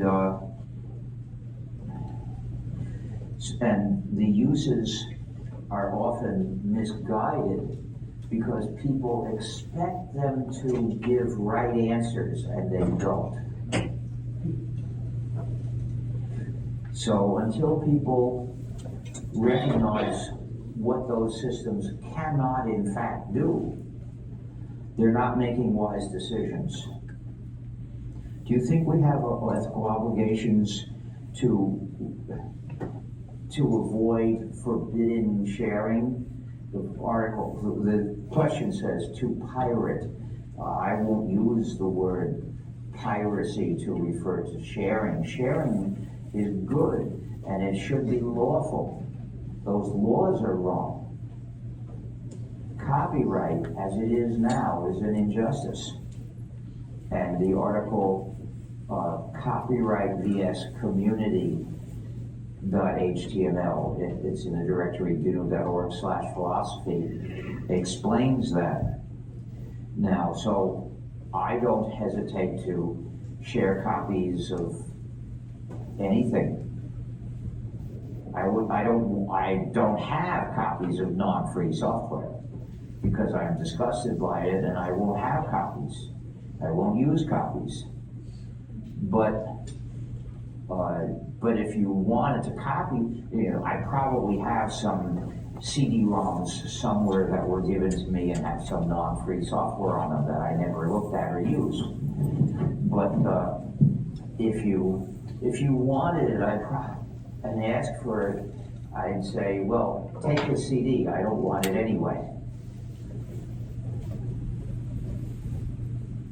But just because there is a law to give some people unjust power, that doesn't mean breaking that law becomes wrong.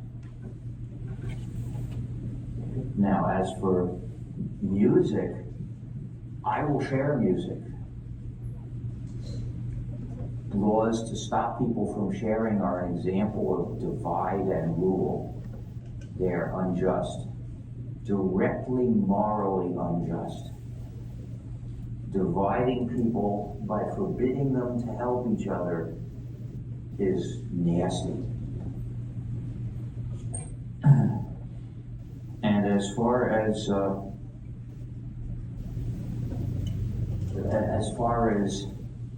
moving piracy is concerned, well, I like the first Pirates of the Caribbean.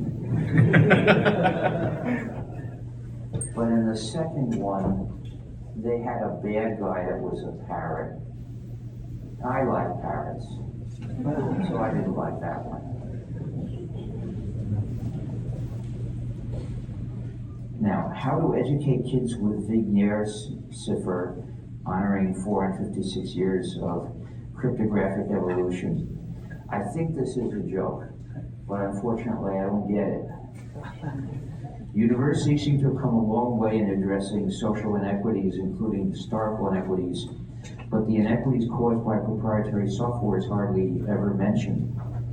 Why do you think this is? Well, I'm not sure. I would call it, you see, it's not a comparative inequity. It's not that some people are, for no good reason, living better than other people. It's that everybody is being subjugated. If you have anything to do with non-free software in your life, you're being subjugated, and that's wrong to everyone. Well, most people aren't aware. They don't see. They don't think of the question in terms like these. How to push forward your outraged agenda when you're surrounded by idiots who can't understand its significance. I keep on trying to find examples in everyday life and show them to other people. Do you worry free software is regressing with the rise of, quote, AI, unquote, tools/jobs? I'm not sure. I don't see so far any direct effect of that on free software.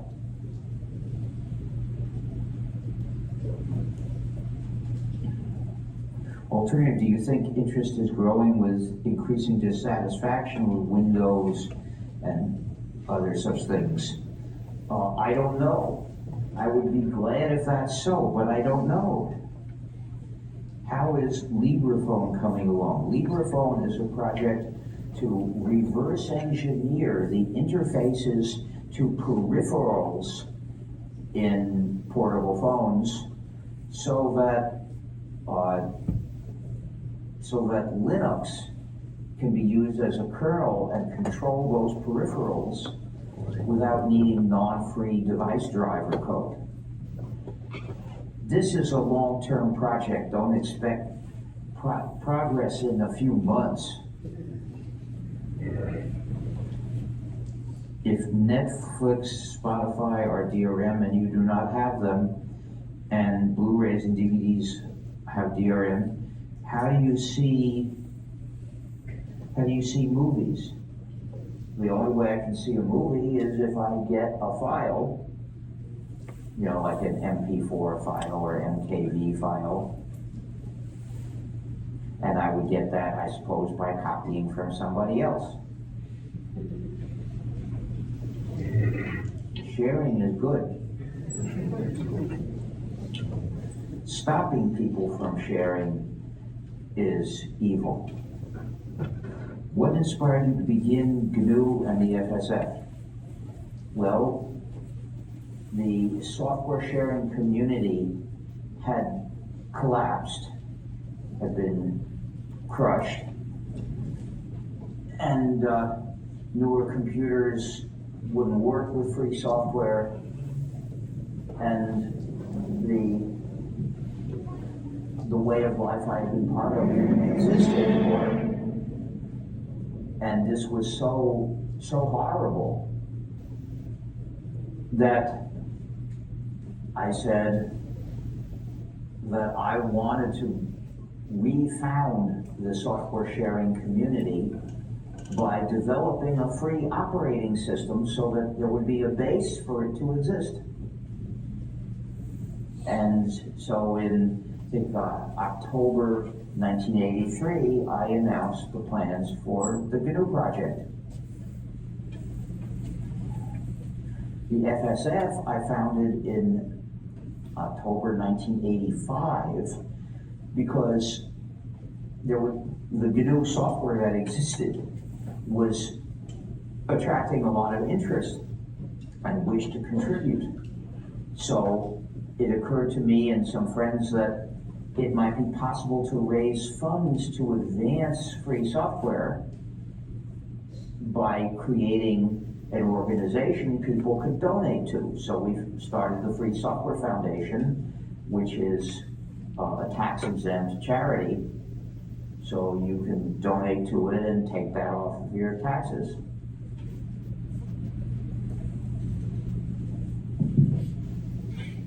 What do you think of Vim? I gather it's free software, so ethically I suppose it's okay.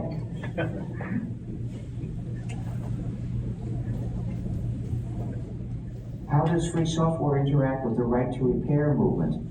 They're very closely related. One of the main obstacles to the right to repair is non-free software. That's why you can't repair your John Deere tractor, because it's got non-free software in there designed to restrict and control you, which is an injustice.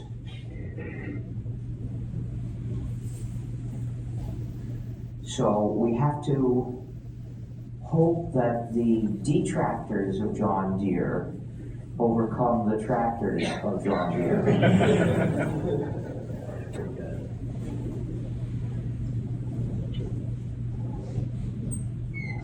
Large language models are certainly sometimes useful. If training data is publicly known, the training method described and inspectable, and the final weights available, users can download and run the model themselves and, in theory, retrain the model themselves. Does this match the philosophy of Libre software? Yes.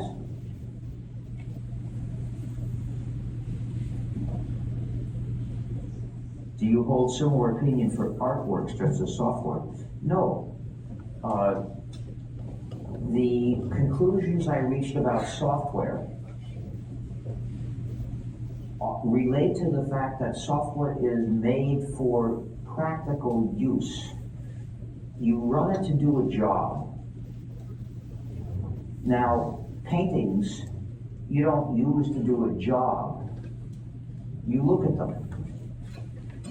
They're aesthetically evaluable, but they're not practical tools for doing something. I think that this is a crucial moral difference. It's acceptable to have somewhat of a copyright system applying to objects of art, statements of opinion, and basically things whose existence isn't dedicated to use. A song or a symphony isn't designed for use. It makes an impression. But a compiler is designed for use. It's a fundamentally different attitude towards the work.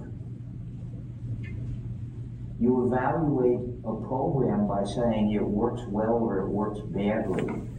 You don't evaluate a song that way. You would have an aesthetic impression of the song.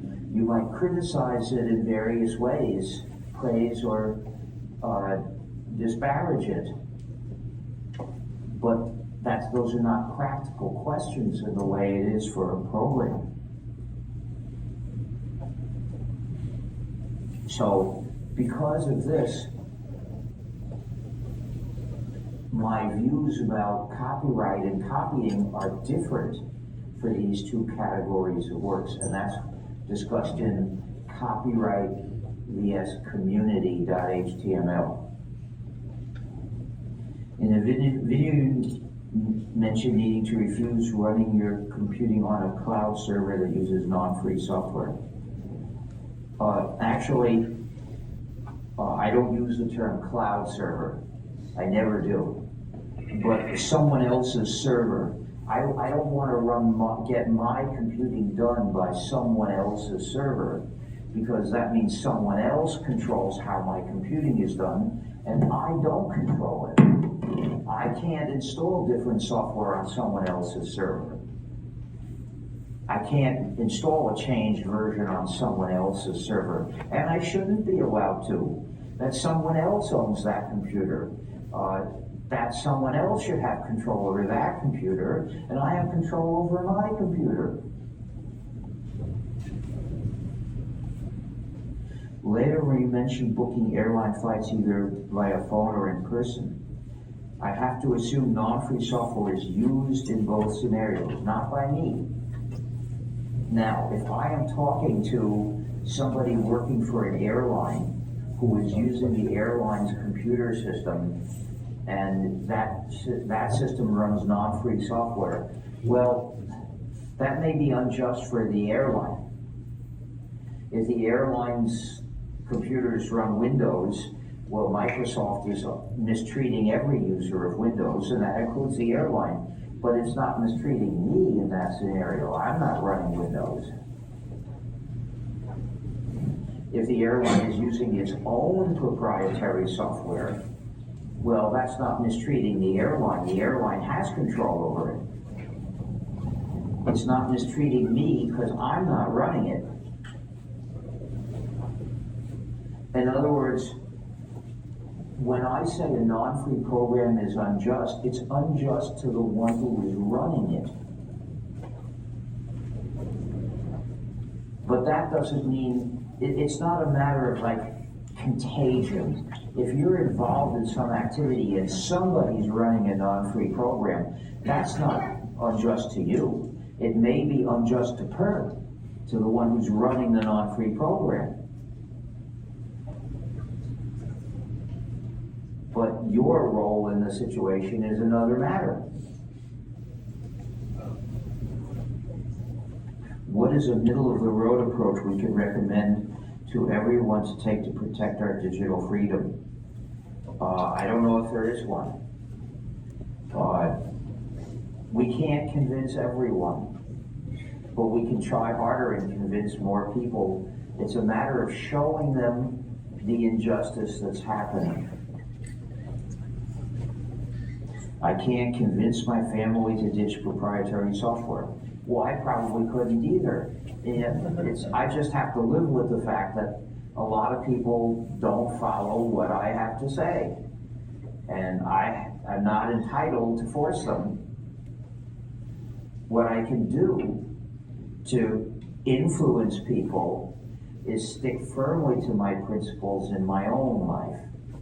And sometimes that will create practical difficulties. And I don't insist on making it practically inconvenient. I'd rather these things be solvable. But there are limits. People who want to talk with me on WhatsApp will never be able to do so. I'm not going to run that. Unless that were to become, unless the client were to be free software, in which case maybe I would for some purposes. How does an ATM running proprietary software differ from a server running proprietary software? Well, first of all, the term cloud service is meaningless. It's just confusion. I never use that term. Let's talk about a server that is running some kind of non-free software to do something for me or with me. Well, morally, what matters is what it's doing for me. Suppose it was going to do video editing for me. Suppose I was going to do video editing by uploading some video, and then it would have commands to do video editing. I would say this is unjust. I deserve to do that video editing using my own free program in my own computer so that it's under my control. And in fact, you can do that, and that's how I would do it, surely. Then what if, say, it's a web server that lets me subscribe to some mailing list? Well, that's fine. It wouldn't make me run any non-free software to do that normally. So, okay, why not? I just do it. It's a matter of what what it's actually doing for me and how that relates to me. Is it my computing, or is it something about what they're going to do for me that's not just computing? Subscribing me or unsubscribing me on a mailing list is not doing my computing. It's configuring my communication. And if it's doing that the way I asked for, that's okay.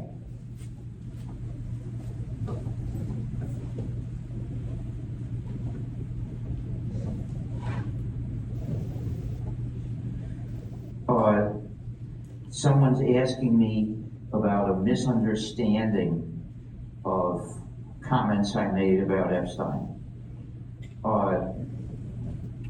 It's too bad that they wouldn't pay attention to how they misread my words. But if you want to see the explanation, look at stallmansupport.org.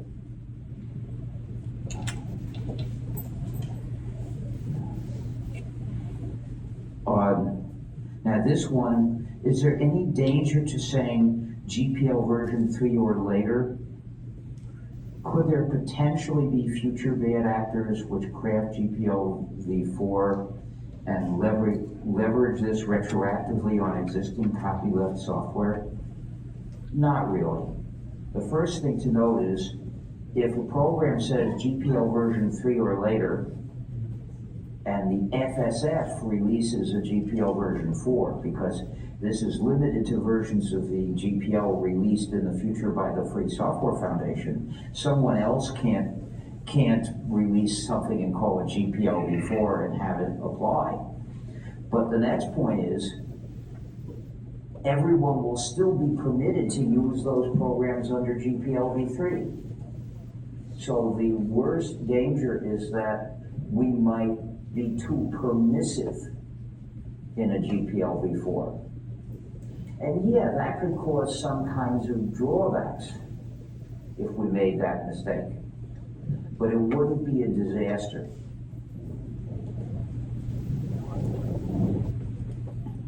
And the thing is, to worry excessively about far-fetched bad possibilities when we're surrounded by much worse things happening all the time around us is perhaps misguided.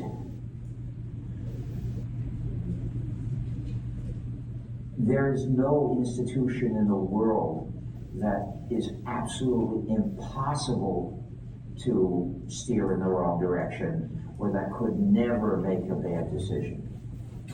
If that's what you're demanding the impossible. But if you're not trying to demand that, you should recognize we're fighting active, nasty campaigns that are doing lots of injustice, and we're fighting against them. So please join us and help. When you were building GNU, what did you start with? Oh, to bootstrap it, I ran GNU packages on Unix. After all, GNU is not Unix. GNU is a free Unix-like operating system.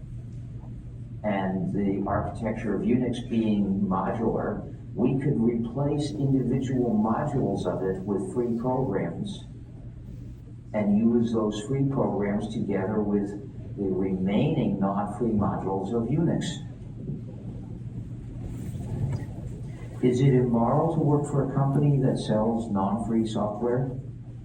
Not necessarily. It depends what you're doing. I know somebody who develops some free software working for Google. What he's doing is good. If you could manage to get paid by a company to do something that's legitimate and good, great. What do you think about Torvald's reservation towards the GPL v3 version of the license?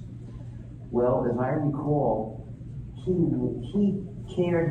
valued the amount of adoption of Linux, the kernel, over defending people from malicious functionalities, specifically from TiVoization, which is a way of implementing DRM. I think that was a fundamental mistake, and that the world is worse off because he made that mistake. What do you hope to accomplish in the next 10 or 20 years with this movement? Well, sad to say, I probably won't see what happens in the next 10 years. I'm getting old. I may still be alive in 10 years, but I wouldn't count on that. It's not going to be up to me for that long. You know, an orthopedist told me that someday I was going to need a total hip replacement. And it seems that there's a campaign of people who demand to replace me with somebody younger and more hip. So, we don't have enough control over the situation to be able to plan for specific goals. We can plan for what direction to push in. You talked about software, but do you see a, quote, war on general computing, unquote? Many developers have been piggybacking on gamers, but gaming machines may disappear in favor of streaming and hyper, I don't know what that is, hyper something, or non-standard servers, which may cause, well, I don't pay much attention to games. They're almost all proprietary software, so let them end up in the trash. You won't get screwed from not playing a game. So, among all the areas of software, that's not one that we desperately need to liberate. There are some free games implemented in free software, which is nice if you've got time to play a game. Now, there's some more questions, but maybe I should proceed to the auction and to the sales. There's a sales table in the back where you can buy various Free Software Foundation merchandise. But please, what you should do is join the Free Software Foundation. Help our cause. Wishing for us to win is sort of ineffective, but joining in and supporting our work starts to be effective. Buying our merchandise starts to be effective. Now, I have some things here that I want to auction for the benefit of the Free Software Foundation. For instance, here is a hardcover copy of Free Software, Free Society, 3rd edition. And I'm going to auction it for the benefit of the Free Software Foundation, which is also its publisher. And if you like, I'll sign it for you. And I'm going to start by asking for $70. Do I get $70 for this adorable book? When you bid, please shout out the amount you're bidding. What? 75. What? 75. Let's go up by at least $10 so that we don't take quite so long to reach wherever we reach. 80. I've got 80. Do I get 90? I've got 90. Do I get 100? Do I get 100 for this adorable book? Which you can also use to bang your head a little. I've got 100. Do I get 110? Do I get 110 for this adorable book?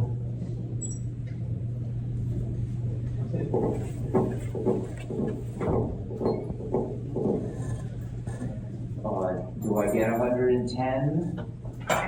Last, how much? I got 110. Do I get 120? Do I get 120? Last chance to bid 120 or more. Going, gone for 110.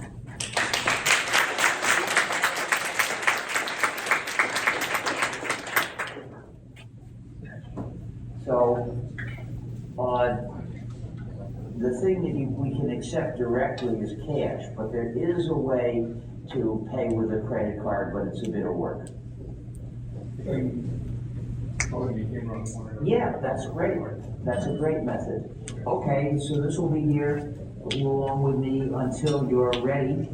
And now, here is an adorable GNU that needs a home that I'm going to auction for the benefit of the Free Software Foundation. And if you buy it, I will sign the card for you. And I'm going to start. Oops.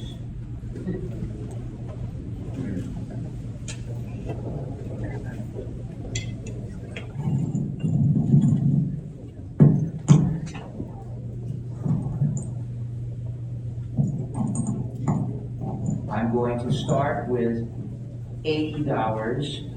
Do I get $80 for this adorable GNU? How much? 80. I've got 80. Do I get 90? I've got 80. Do I get 90 for this? 90. I've got, is that you? Yeah. I've got 90. Do I get 100? 100. Do I get 110? Do I get 110 for this adorable GNU? How much? I've got 110. Do I get 120? I've got 110. Do I get 120 for this adorable GNU?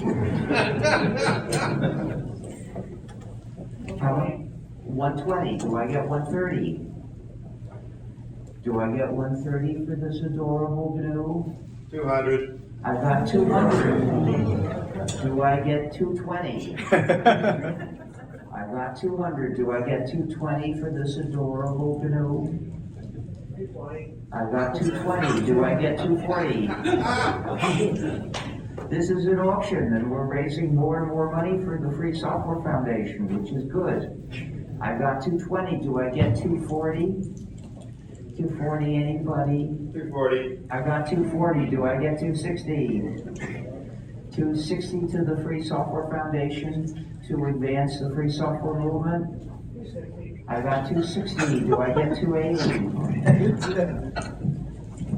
Do I get 280? Going, gone for 260.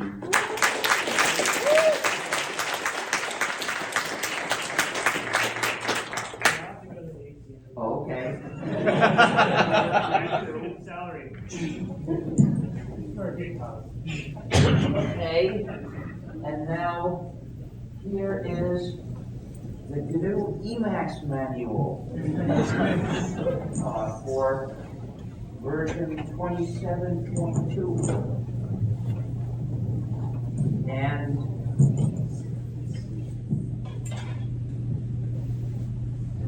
I'm going to start with $70. And of course, I'll sign this for you if you wish. So, do I get $70 for this adorable book? Did you just bid? Yeah, 70. 70. I got 70. 100. You said 100? 100. I got 100. Do I get 110? Do I get 110 for this adorable book? 120. 120. I got 120. Do I get 130? 150. I got 150. Do I get 160?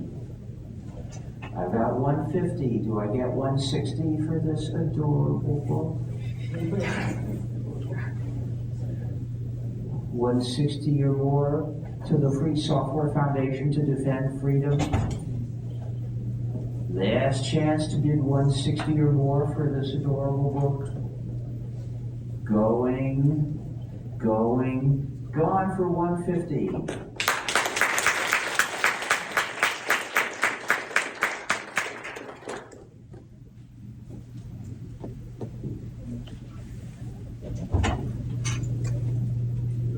Thank you. Okay, well, I won't keep it, but the FSF will. So, you want the book, I suppose? Yeah. Okay, yeah, you just open it. And,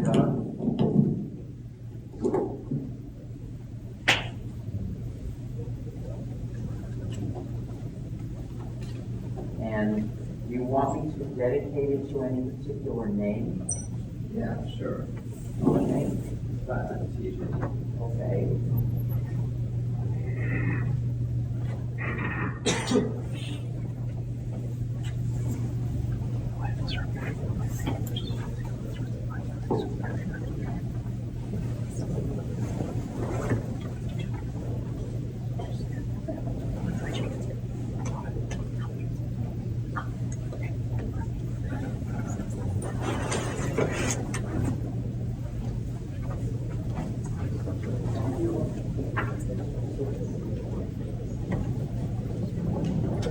So those are all the auction items, but you can still buy much less expensive FSF merchandise over there.